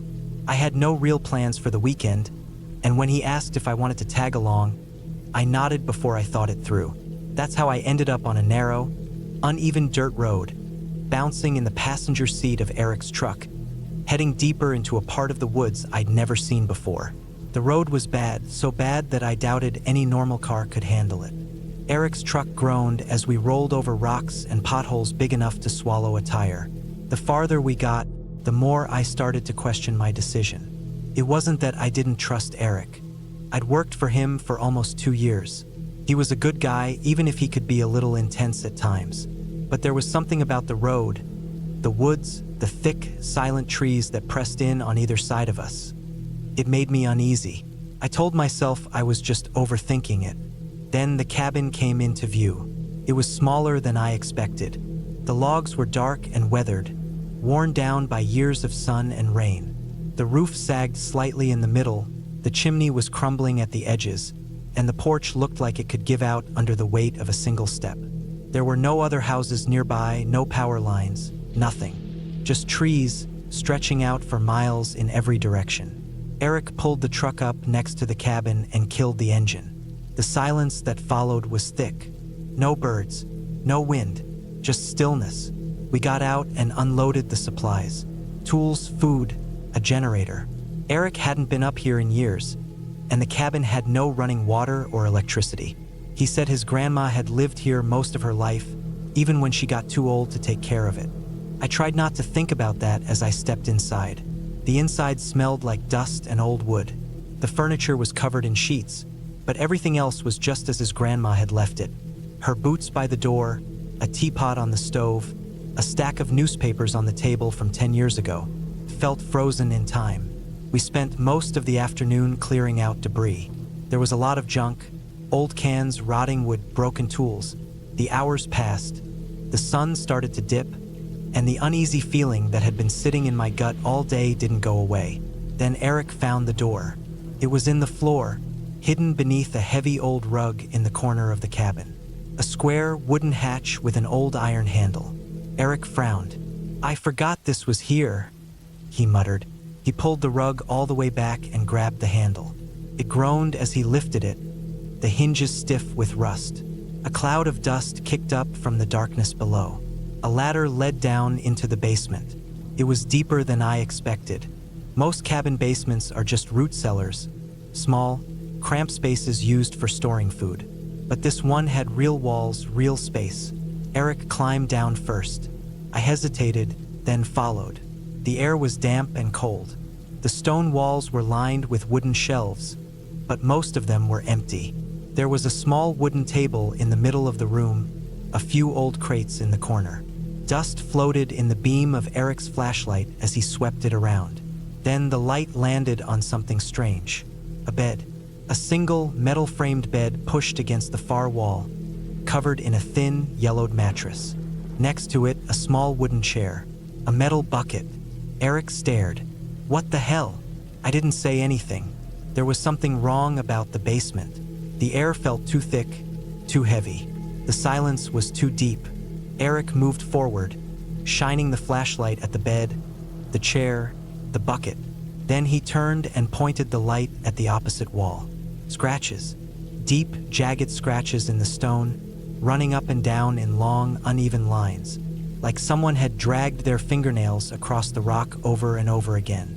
My stomach twisted. I turned to Eric. He was pale. "We should get out of here," I said. He didn't argue. We climbed back up, shut the hatch, and pulled the rug back over it. Neither of us spoke. We spent the rest of the evening in silence. Eric built a fire in the old stone fireplace. We ate without talking. I could see it on his face. He was trying to make sense of what we'd seen. I didn't want to think about it. I just wanted to get some sleep, finish the job tomorrow, and leave. That night, I couldn't sleep.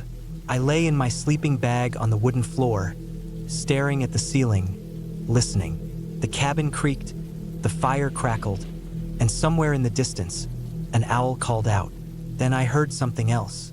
A sound from beneath me, a slow, dragging scrape. I held my breath. Another scrape. My stomach turned to ice. It was coming from the basement. I sat up slowly, heart pounding. Eric was still asleep. I listened. Silence. Maybe I imagined it. Then, a knock. A single, hollow knock from beneath the floorboards. I stopped breathing. Came again. Knock. Knock. Eric shifted in his sleep. I didn't move.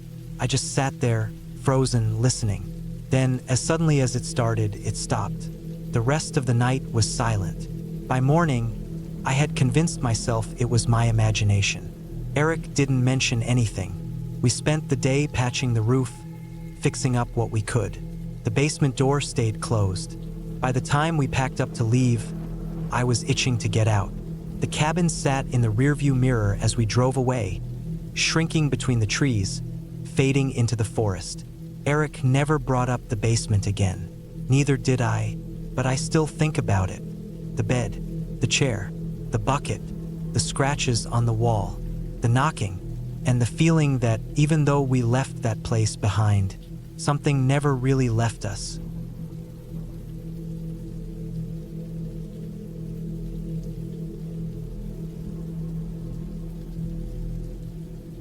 I took a deep breath as I tightened the straps on my backpack.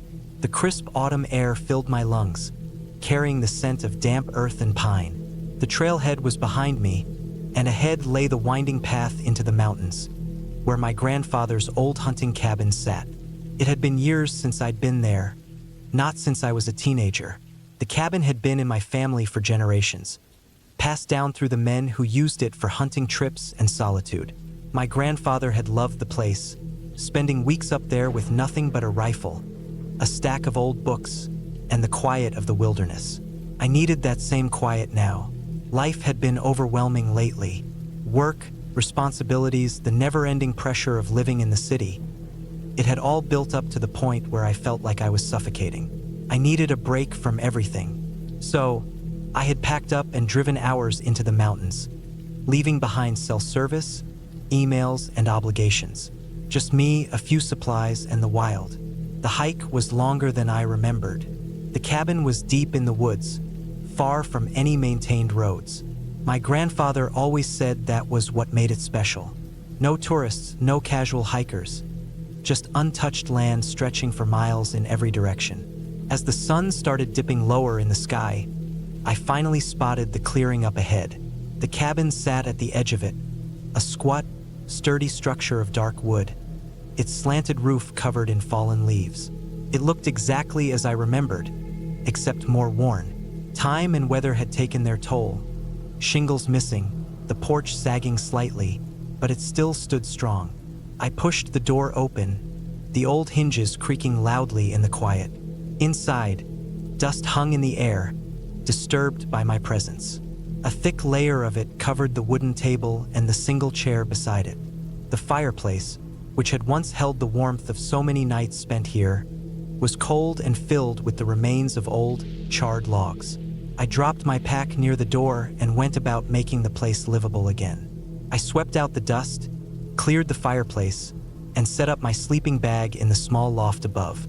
There had been a bed frame there once, but it had long since collapsed under the weight of years. As the sun dipped below the tree-line, I lit a fire. The flames flickered against the old wood, casting long shadows along the walls. The wind outside had picked up, whispering through the trees in a way that was both soothing and unsettling. I sat by the fire, eating a simple meal of canned beans and jerky, listening to the distant sounds of the forest. An owl hooted somewhere far off. Twigs snapped in the underbrush. The woods had always been alive at night, but something felt different. It wasn't any one thing I could put my finger on, just a feeling, like the air itself was pressing in closer than usual, like the forest was watching me. I shook the thought away. I was alone, that was all. No city noise, no hum of electricity, just me and my own thoughts in the deep, dark woods. Still, I made sure to latch the door before I went to bed. I woke up to the sound of something moving outside. It was subtle, barely loud enough to stir me from sleep. A shuffling, almost dragging sound, like something heavy being pulled through the leaves. I lay still, listening. The fire had burned down to embers, casting a faint red glow across the cabin. The wind had died down, leaving only the silence and that slow, deliberate movement outside. A deer, I told myself. Maybe a bear. The mountains were full of them. But something about the sound wasn't right. It wasn't the quick, nervous steps of a deer or the heavy, unbothered lumbering of a bear. It was deliberate, like something that knew exactly where it was going. The shuffling stopped near the front porch. I held my breath, heart hammering in my chest. Then 3 slow, heavy knocks on the door. Knock, knock, knock. I went cold. Every instinct in my body screamed at me to stay completely still. No one was out here. No one should have been able to find this place. And yet, something was standing on the other side of that door. I didn't move, didn't breathe. The knocking came again. 3 perfect, measured beats. Then silence. The minutes stretched on, feeling like hours. Eventually, the fire in the hearth crumbled into ash, leaving the room in total darkness. I stayed awake, unmoving, listening. At some point, exhaustion won. I must have drifted off, because when I opened my eyes again, the sun was up, streaming through the cracks in the wooden walls. I sat up slowly, my body stiff from how tense I had been. The knocking could have been a dream. Maybe I had imagined it. But when I stepped outside, my stomach dropped. In the dirt outside the cabin were footprints. Not boot prints, not even animal tracks. Bare human feet. They were wrong. Too big, too long, the toes unnaturally spaced. The tracks led from the trees up to the porch, then back into the woods. I swallowed hard, forcing myself to think rationally. Maybe a hunter had wandered too far from his camp. Maybe a hiker had gotten lost. But deep down, I knew neither of those things were true. I spent the day gathering firewood, making sure my rifle was loaded, trying to push the night's events from my mind. But as the sun dipped below the mountains again, that same pressing feeling returned. I wasn't alone. I stayed awake this time, rifle in my lap, eyes locked on the door. The wind picked up again, whistling through the trees. The fire crackled, filling the cabin with its shifting light. Then, just as before, the footsteps returned. Slow, measured, coming closer. They stopped at the door. Knock, knock, knock. I gripped the rifle tighter, my breath coming in short, shallow bursts. Then, from just outside the cabin, a voice, low, hoarse, distorted, said my name. Not a question, not a call for help. Just my name, spoken in a voice that wasn't quite right. It stretched the syllables too long, almost like it was testing them, like it wasn't used to making human sounds. I stayed silent. The voice said my name again, then mimicked my own breathing. Slow, shaky inhalations, perfect mirror of my fear. Then laughter, low, wet, wrong. The thing outside scratched at the wood, dragging its nails along the door, slow and deliberate. Then silence. I didn't sleep. When dawn finally came, I left. I didn't pack, didn't clean up. I just grabbed my rifle and ran. I didn't stop until I was back at my truck, heart pounding, lungs burning. As I drove away, I told myself I wouldn't come back. But in my rearview mirror, just before I lost sight of the woods, I saw something standing at the tree line, tall, thin, staring, and smiling.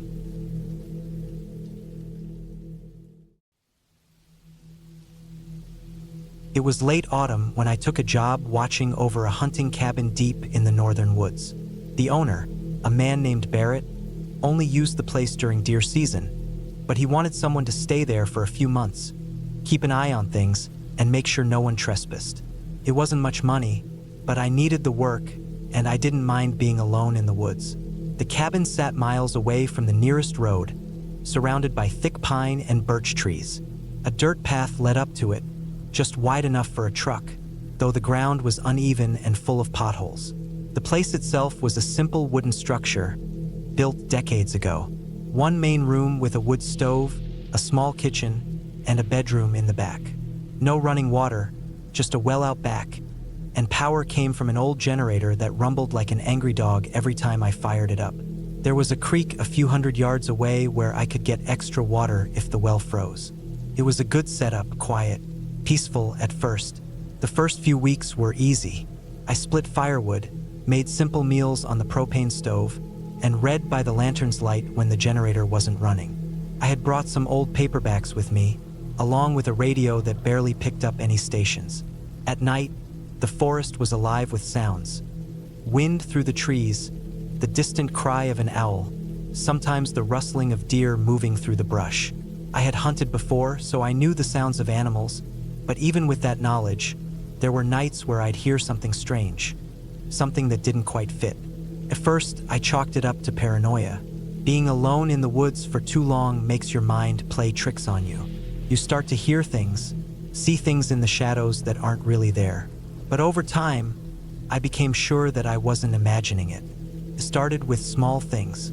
One morning, I woke up and found footprints in the mud near the well.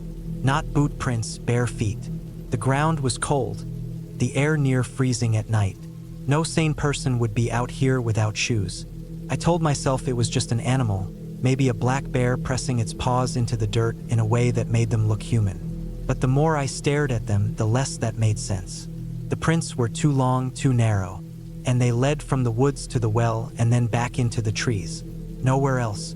I tried to push it from my mind. A few nights later, I woke up to a sound outside.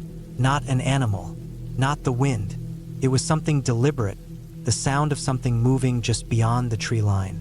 Slow footsteps, pausing every so often like someone was listening. I stayed in my cot, barely breathing, my rifle by my side. The footsteps circled the cabin once, then faded back into the woods. The next morning, I went outside, half expecting to find more footprints. But the ground was undisturbed. I started to wonder if I had really heard anything at all. I set up a perimeter after that, simple tripwires tied with empty cans so I'd hear if something got too close. I kept the rifle loaded and stayed inside after dark. I told myself it was just some drifter passing through, maybe a hunter who got lost. It was easier to believe that than to think someone was watching me, waiting. But things kept happening. One evening, I went to gather firewood and found the pile disturbed. The logs had been moved, some stacked into a neat little pyramid, others arranged in strange patterns on the ground. I hadn't done it. Another night, I heard something breathing outside the cabin door. Slow, steady breaths, deep and deliberate. Not a bear, not an animal. Something standing just on the other side of the wood, listening. I didn't move. I didn't speak. I just sat there, the rifle in my hands, waiting for it to go away. Hours passed before the sound finally stopped. By then, I had started locking the door with a makeshift barricade. I had no phone, no way to call for help. The nearest town was a half-day's drive away, and the dirt road was barely passable in the best conditions. I told myself that if something really happened, I could make a run for it, but I didn't believe it. Then, one night, I woke up to the door handle rattling. Not the wind, not an animal. Someone was trying to get in. I stayed still, barely breathing. The rattling turned into slow, steady knocks. 3 of them, then silence. I gripped the rifle, my heart pounding. Then, from outside, a voice. Not words, not even a whisper, just a low, guttural sound, almost like laughter, but wrong. Something scraped against the wood. Then, nothing. I didn't sleep that night. By morning, I had made up my mind. I was leaving. I packed what little I had and started for the truck. The forest was deathly quiet. No birds, no wind, just stillness. Every step felt too loud, like I was being watched. Then I saw them, the footprints, bare feet, leading from the tree to my truck. They circled it over and over, then led back into the woods. I unlocked the door, my hands shaking. The keys were inside, right where I left them. But when I turned the ignition, the engine wouldn't start. I checked under the hood. The battery cables had been cut. That was when I knew I wasn't supposed to leave. I grabbed my rifle and started walking. It was a long way to town, but I wasn't staying. I didn't look back. I didn't stop. I walked until my legs burned, until my feet were raw, until I finally saw the first sign of another person. A logging truck on the main road. The driver took one look at me and let me in without a word. I must have looked like hell. I didn't tell him everything, just that I had been staying in a cabin and someone had messed with my truck. He nodded like he had heard it before. I never went back for my things. Never spoke to Barrett again. That cabin is still out there. And whoever was watching me, whatever was waiting in those woods, I know they're still out there too.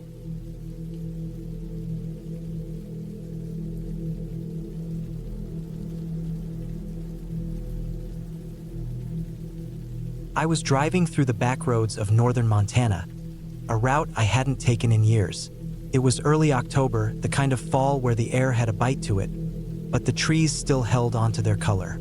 The days were getting shorter, and the sun had already dipped low behind the mountains, leaving streaks of orange and purple in the sky. I hadn't planned to take this road. I wasn't even supposed to be in Montana. But life had a way of pulling you back to old places when you least expected it.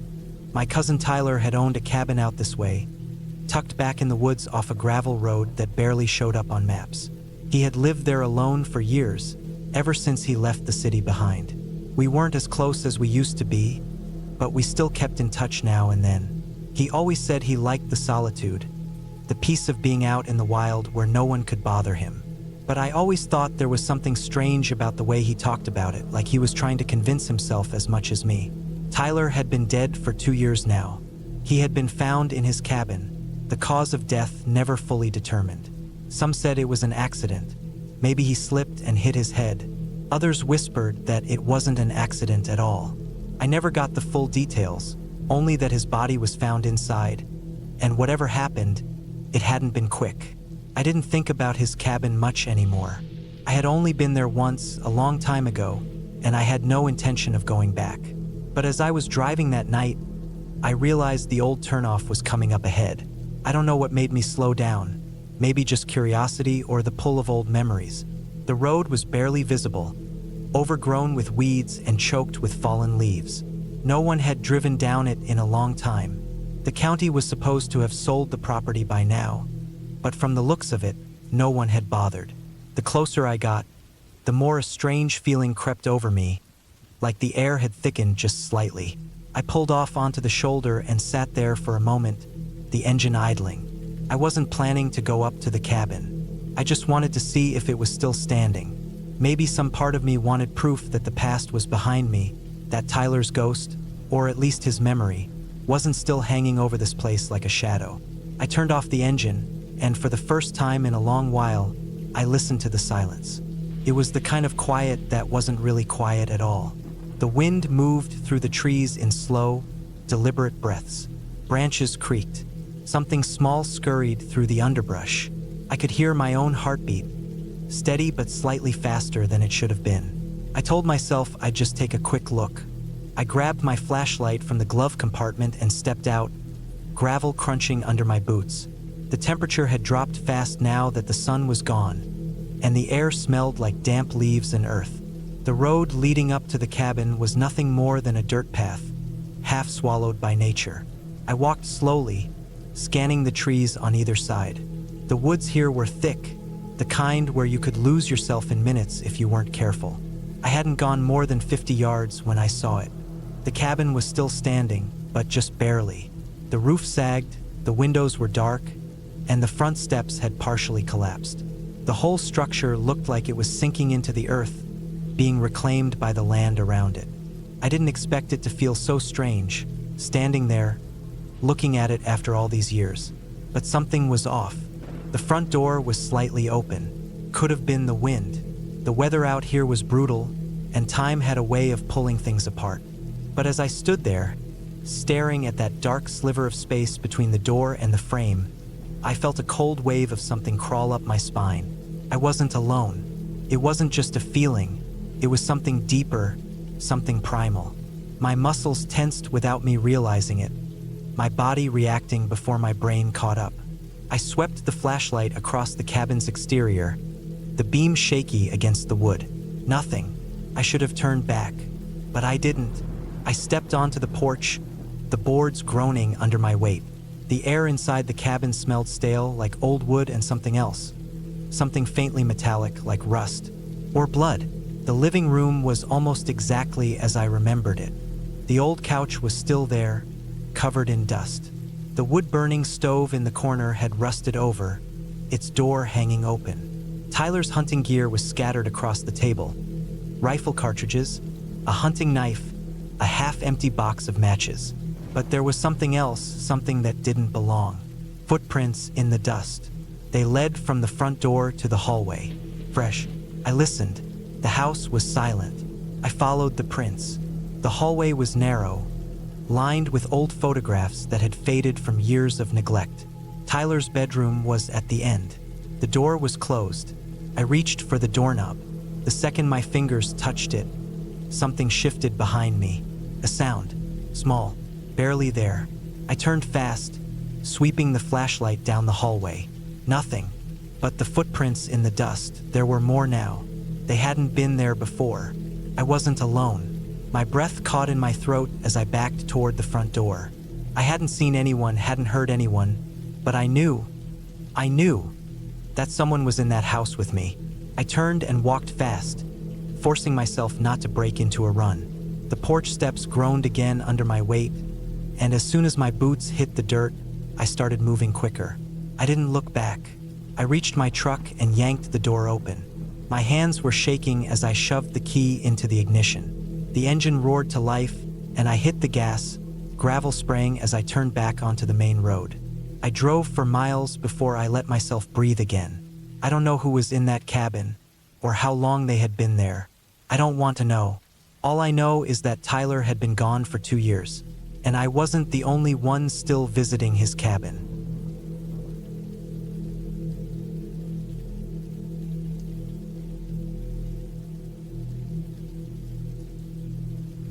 It was supposed to be my last night shift at the cabin. I had been working as a woodsman for years, but I was ready to leave the job behind. The long, isolated nights, the constant damp air, the feeling that something wasn't quite right deep in those woods. It had all taken a toll on me. I was set to move to a new job in a nearby town. Something safer. Something that didn't involve being alone in the middle of nowhere with only a radio and a rifle for company. But fate had other plans. The cabin was about 30 miles from the nearest town, deep in the forest. It was an old logging cabin, built decades ago when this area was still heavily logged. Now it served as a rest stop for woodsmen working long shifts, a place to keep an eye on the land, make sure no one was illegally cutting trees or poaching, and report any strange activity to the main office. It wasn't an exciting job, but it paid the bills. The last shift was always the longest.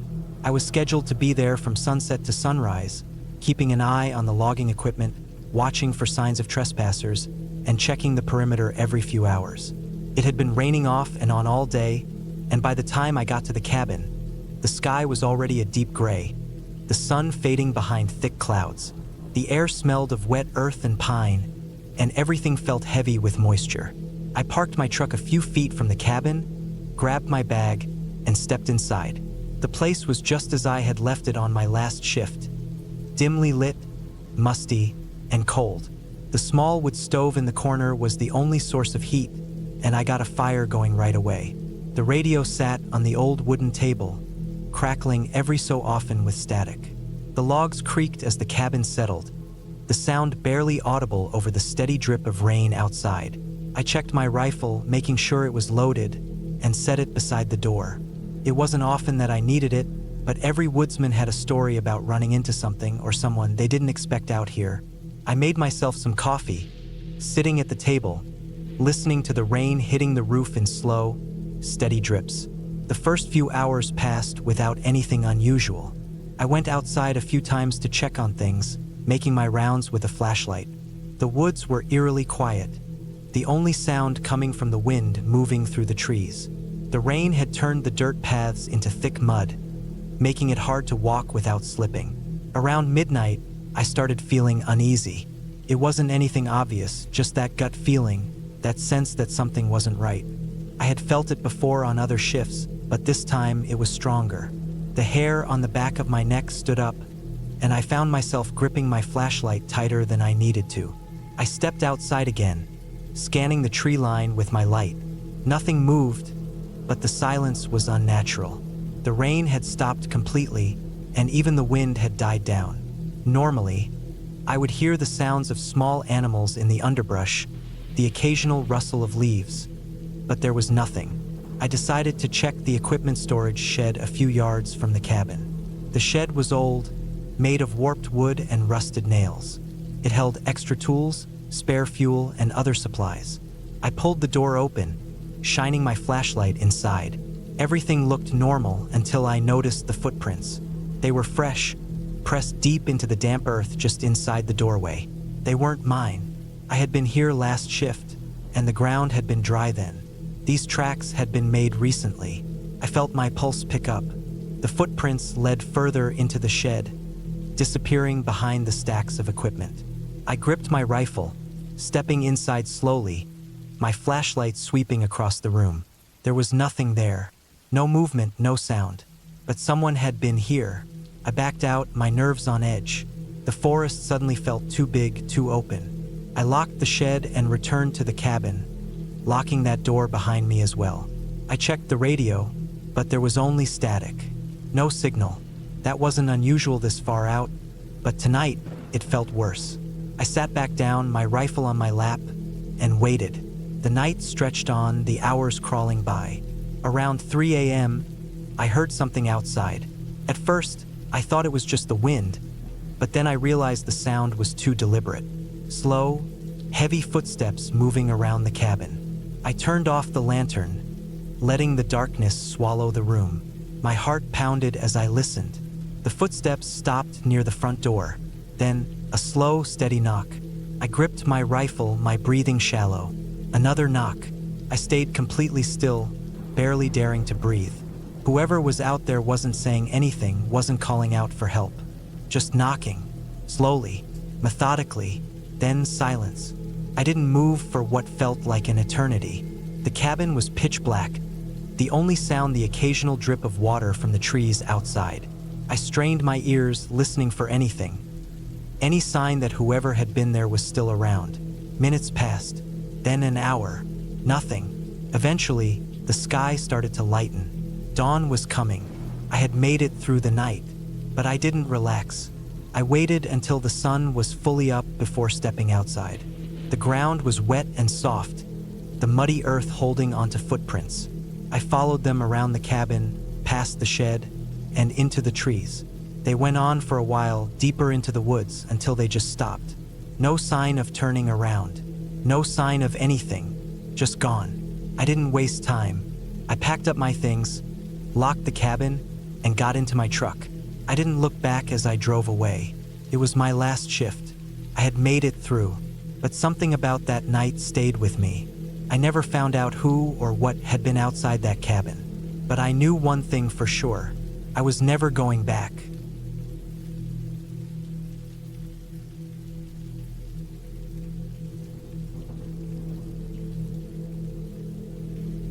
I didn't plan to stay in the cabin for long. It was meant to be a quick stop, a place to rest before I finished the long drive up north.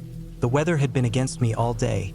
Cold rain hammering down on the roads, thick fog clinging to the hills like smoke, making the drive slower than I expected. The roads here were narrow, winding through vast stretches of moorland with nothing but open fields and the occasional dry stone wall to break up the landscape. I wasn't even sure why I had taken this route. It was already getting dark when I pulled off onto the smaller road leading toward the cabin. The directions I had were old, scribbled on a scrap of paper I'd copied from an online forum. There was no GPS signal out here. The roads turned into dirt tracks, and the tracks turned into nothing but muddy pathways cutting through the wild grass. By the time I reached the place, my headlights barely cut through the mist. The cabin stood alone, just where the instructions had said it would be. It was small, weathered, made of old timber with a sloping roof that sagged slightly under the weight of the damp air. The windows were dark, no signs of life.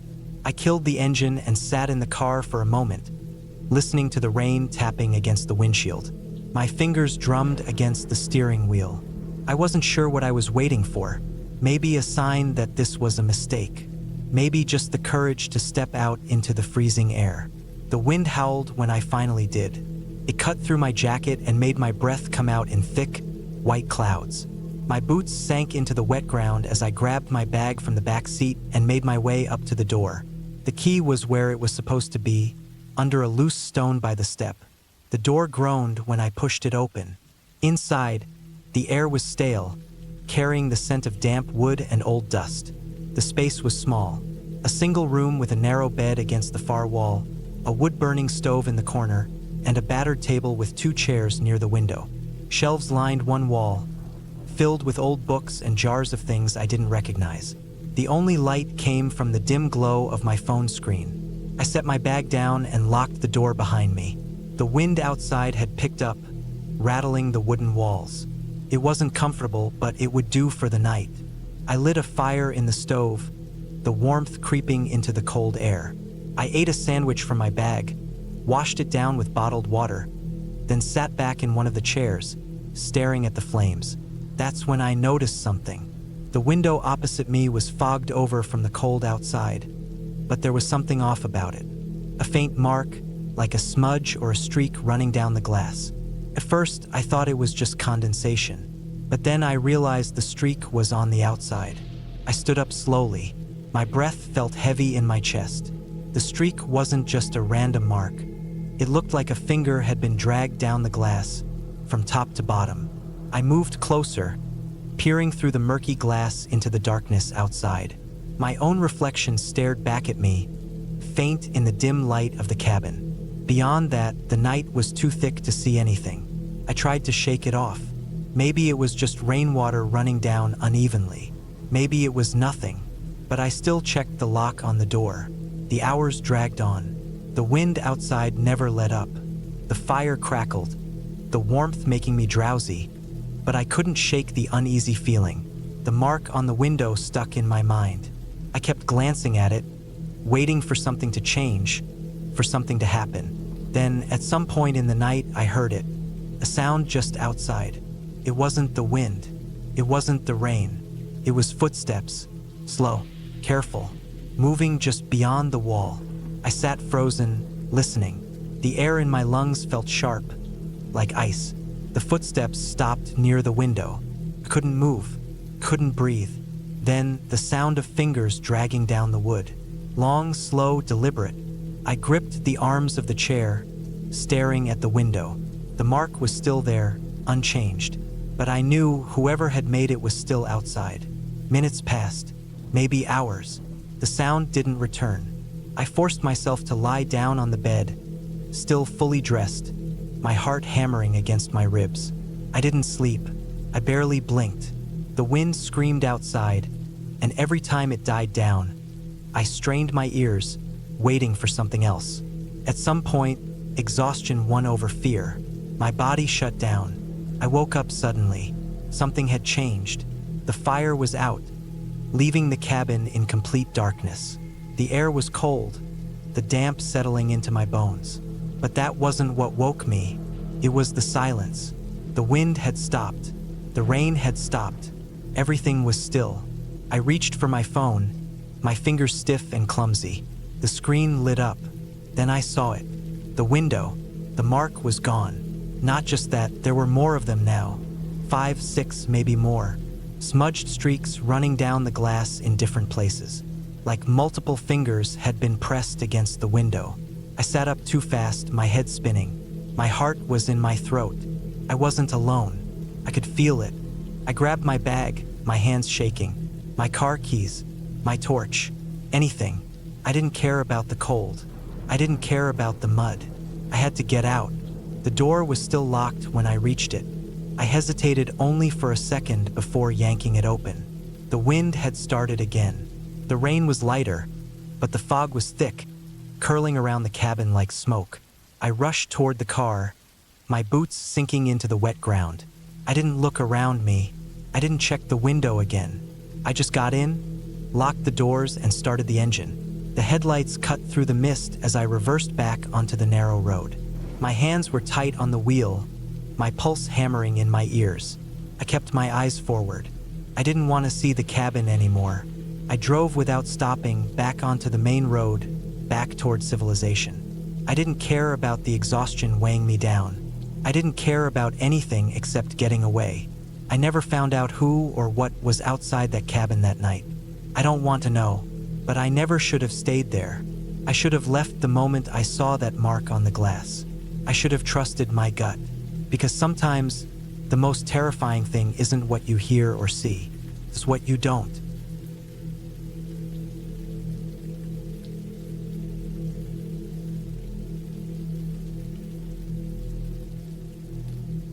It was early October when my boss, Mark, asked me to stay at his remote cabin for a few nights. He had just finished renovations and needed someone to check on the place while he was away on a business trip. It was a last-minute request, and I didn't have any solid plans, so I figured why not? A few days in the woods might be a nice break from the noise of the city. Mark's cabin was about 3 hours north of town, buried deep in the forest. It wasn't one of those modern, luxurious getaways. It was more like a traditional log cabin, sturdy, simple, and isolated. I had been there once before when he first bought it, but back then, it was barely more than 4 walls and a roof. Now, he had spent the last year fixing it up. New floors, new furniture, a proper wood stove, and even a small generator for electricity. I drove up on a Friday afternoon. The road leading to the cabin was long and rough, barely more than a dirt path.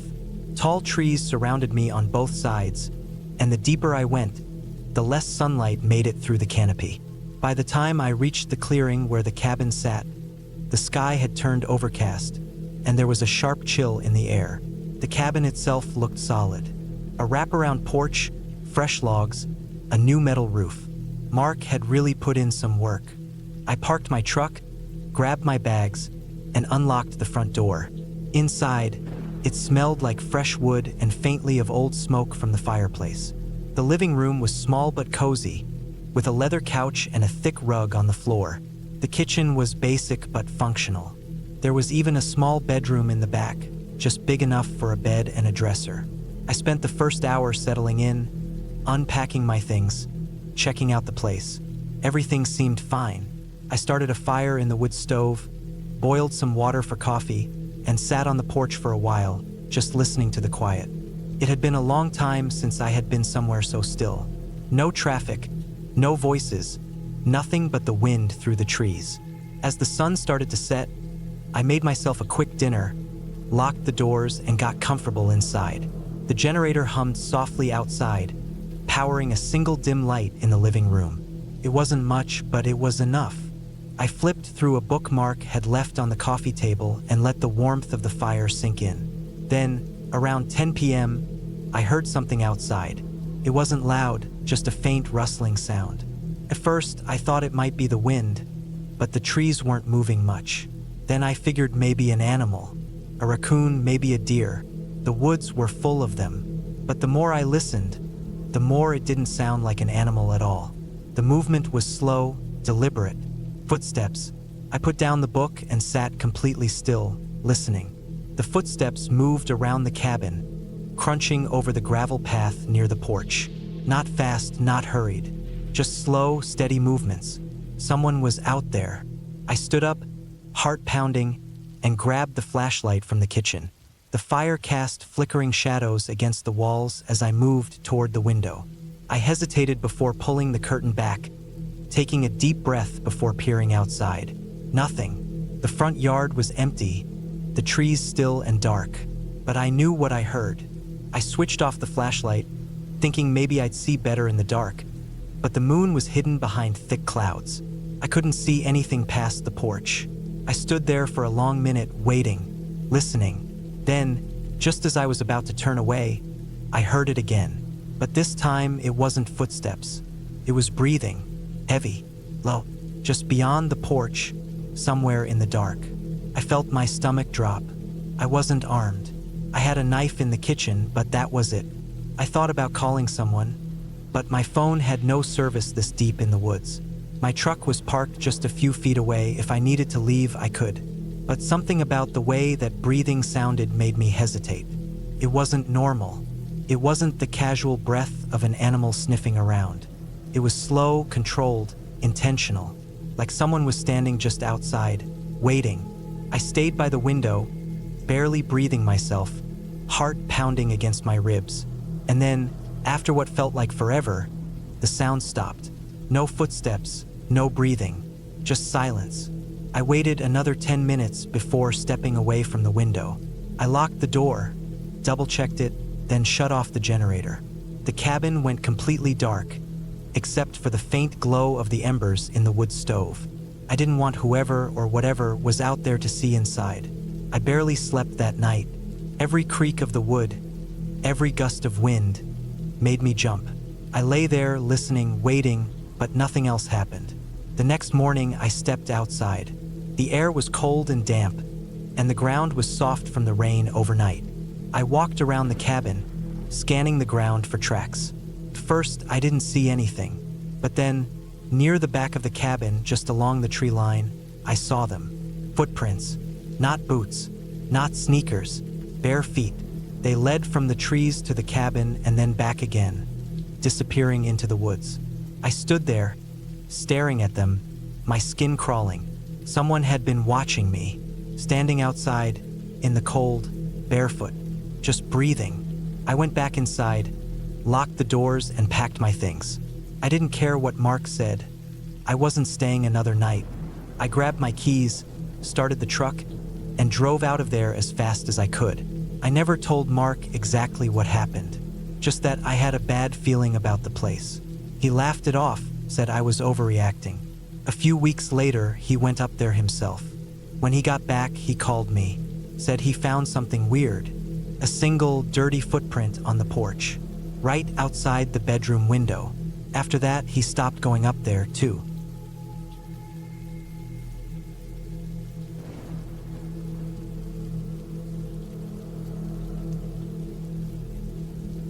I don't know where to start with this. Even thinking about it makes my stomach tighten, like I'm back in that moment, listening to the rain tapping on the cabin roof, feeling my heart pounding, knowing that something wasn't right. It was late October. The air had turned cold, and the leaves were long past their bright reds and yellows, now a dull brown, carpeting the forest floor. My wife, Emily, had planned this trip weeks in advance. She had always loved the outdoors, the stillness of the woods, the quiet that came with being far away from the city. I wasn't as much of a fan. I liked my routine, my comforts, my ability to lock the doors and know I was safe. But she convinced me. Her stepsister, Laura, had come along too. They didn't see each other much growing up, but they had reconnected as adults. Laura was a cop, stationed in a town about 2 hours away from where we lived. She was serious, sharp-eyed, and always seemed like she was sizing people up, even when she wasn't trying to. The job did that to people. I respected her, but we weren't exactly close. Still, she and Emily got along well, so I went along with it. The cabin itself was old, far older than I would have liked. Emily had found it through a friend, some guy who rarely used it anymore and was happy to lend it out. It sat deep in the woods with a single dirt road leading up to it. The nearest town was about an hour away. There was no cell service. The only way to reach the outside world was an old radio inside, and even that barely worked. The first night was uneventful. We made dinner, played some cards, and went to bed early. The next day, Emily wanted to go hiking, and Laura, always up for anything outdoorsy, was eager to go. I stayed behind. I wasn't in the mood for a long walk through the trees. They left just after breakfast, promising to be back before dark. It wasn't until the sun was starting to set that I realized something was wrong. They should have been back by now. I went outside, pacing the front porch, staring at the trail where they had disappeared hours ago. The wind had picked up, rustling the bare branches, making the whole forest feel restless. Then I saw something. Not them, something else. A figure standing between the trees, too far to make out clearly but close enough that I knew it wasn't a trick of the light. For a long moment, we just stared at each other. And then, just like that, they were gone. I ran inside, locking the door. My mind was racing. I didn't want to panic, but something about the way that person had been standing there, just watching, made my skin crawl. Emily and Laura returned just after nightfall. They were fine, though they looked exhausted. I didn't mention what I saw. Maybe I should have, but something held me back. That night, I couldn't sleep. The wind howled outside. The trees creaked, swaying against the dark sky. The cabin was completely silent, except for the occasional shift of wood settling. Then I heard it. Footsteps. Not inside, but right outside the window. Slow, deliberate. I turned onto my side, barely breathing, listening as they circled the cabin. I wanted to wake Emily, but I didn't. I wanted to convince myself it was an animal, but deep down, I knew better. At some point, they stopped. I didn't hear them walk away. I didn't hear anything at all. The next morning, I found footprints outside. Human footprints. But there was something off about them. They didn't lead up to the cabin from anywhere. They started at the cabin. Like whoever was out there had been standing there all along. I didn't say anything. I should have, but I didn't. We spent most of that day inside. I tried to shake the unease, telling myself I was being paranoid. Laura, though, seemed different. She kept looking out the window like she was expecting something. That night, we locked every door, every window. Laura even moved a chair in front of the front door. Then, sometime after midnight, we heard it. Not footsteps this time. A knock. 3 slow knocks. No one moved. Then, after a long pause, 3 more. Laura stood up, motioning for me to stay put. She grabbed her flashlight and stepped toward the window. I wanted to tell her not to look, but she did. And then she swore under her breath. I forced myself to follow her gaze. There was a man standing at the tree line, not moving, not speaking, just watching. Laura reached for the gun she always carried, but by the time she looked back, he was gone. That was it. We weren't staying another night. By the time the sun came up, we had packed our things. Before we left, though, Laura walked around the cabin one last time. When she came back, her face was pale. There were no new footprints, none leading to the door, none leading away, just the same ones as before, like he had been there all along. We never talked about it, but I know what I saw, and I know we weren't alone out there.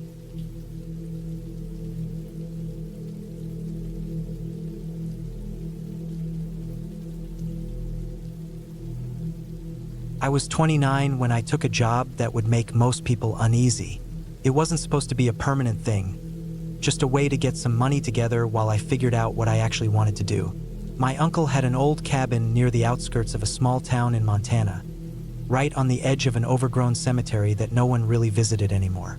He used it as a hunting cabin when he was younger, but for the last few years it had mostly just sat there, falling apart. The town had a small municipal cemetery, but this one was different. It was old, really old. From what I was told, it hadn't been used for burials in over 100 years. Most of the graves were cracked or completely overtaken by weeds, and the headstones had been weathered down so much that the names were unreadable. Nobody had any real reason to visit it anymore, and as far as I knew, nobody did. The job itself wasn't complicated. My uncle's friend, a guy named Ed, had been hired by the town to maintain the place, to clear out fallen trees, keep the pathways from getting completely swallowed by nature, and make sure nothing dangerous was happening around the area. But Ed had gotten sick, and they needed someone to cover for him. Since my uncle knew I was between jobs, he offered it to me. It wasn't much money, but it was something. And since the cabin was technically livable, I wouldn't have to spend anything on rent while I was out there. I didn't have any reason to say no. The first few days were simple. I drove out to the cabin in an old truck my uncle had let me borrow and started fixing it up. The place was rough, dust and cobwebs everywhere, a roof that leaked in 3 different spots, and a wood-burning stove that barely worked.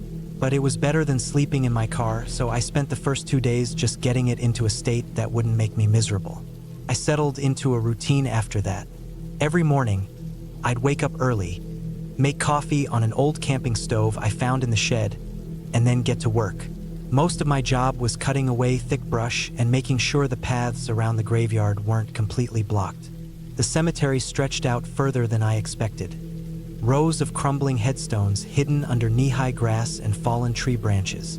There was a stone mausoleum near the back, half collapsed from time and neglect. Its roof caved in from decades of rain and snow. Nobody came out there, not once in the first week. It was quiet, and at first I liked that, but after a while the quiet started feeling different. I don't know how to explain it. It wasn't that I heard noises, at least not at first. It was more like the quiet itself had weight, like it was pressing against me the longer I stayed. There were moments when I'd stop working, just for a second, and I'd realize how completely silent everything was. No wind, no birds, no movement, just stillness. I ignored it at first, told myself I was just getting too used to the sound of town life, and that being out in the woods like this was bound to feel strange. But then I started noticing other things. The first time, I was working near the edge of the cemetery, cutting back a thick wall of tangled brush. It was late in the afternoon, and I was thinking about heading back to the cabin soon. I had my head down, focused on the work, when I felt it, this deep, sinking feeling in my gut, like I was being watched. I stopped, looked up. There was nothing there, just trees and gravestones, but I couldn't shake it. The feeling stayed, crawling up my spine, making the back of my neck prickle. I scanned the woods, searching for movement, but nothing was there. Passed after a few minutes, and I told myself I was just paranoid. But then it happened again, and again. By the end of my second week, I was certain I wasn't alone out there. I started waking up to the sound of twigs snapping outside the cabin. At first, I thought it was animals, but the sounds were too deliberate, too slow, like someone was walking carefully just beyond the tree line. One night, I stayed up late, keeping the lights off, just listening. Around 2 in the morning, I heard it again, soft footsteps moving just outside. I didn't look. I don't know why, but I couldn't make myself look. I just sat there, gripping the edge of the table, waiting. After a few minutes, the sound faded. The next morning, I found footprints. Not boots, bare feet. They were scattered along the edge of the cemetery, half hidden in the mud and leaves. They led from the trees to the back of the cabin and then disappeared. I told myself it was some local kid messing with me. That had to be it. I didn't tell anyone. But that night, it got worse. I woke up to a sound just outside my window. A low, dragging noise, like something heavy being pulled through the dirt. I didn't move. I just listened. Then came the breathing. Slow, deep, just on the other side of the wall. I wanted to believe it was an animal. But then something pressed against the window. Not hard, just enough for the wood to creak. I stayed like that for what felt like forever, barely breathing. And then, just as suddenly as it started, it stopped. I didn't sleep the rest of the night. The next day, I checked the area around the cabin. The footprints were back, leading from the woods to my window, then disappearing again. I packed my bag. I told myself I was leaving, but the truck wouldn't start. It was old, but it had been working fine. I checked everything I could, but nothing was wrong. It just refused to turn over, so I was stuck. That night, I barricaded the door, moved the heavy table against it, wedged a chair under the knob, sat there with a hunting knife I found in my uncle's shed, waiting. The noises started just after midnight. Footsteps, slow, careful. They circled the cabin, once, twice, then stopped near the window again. Then the doorknob turned. I held my breath. A long, slow creak filled the cabin as the knob twisted back and forth. Then silence. I didn't move. Minutes passed, then hours. By dawn, it was gone. I left that morning. I didn't pack, didn't bother with the truck. I walked, straight down the dirt road, through the woods until I reached town. I never went back. A week later, my uncle sent someone to tow the truck. When they got there, they found the cabin door wide open. Nothing was missing, but there were more footprints, leading from the cemetery to my bed, and then back into the trees. I never found out who or what had been out there. I never wanted to,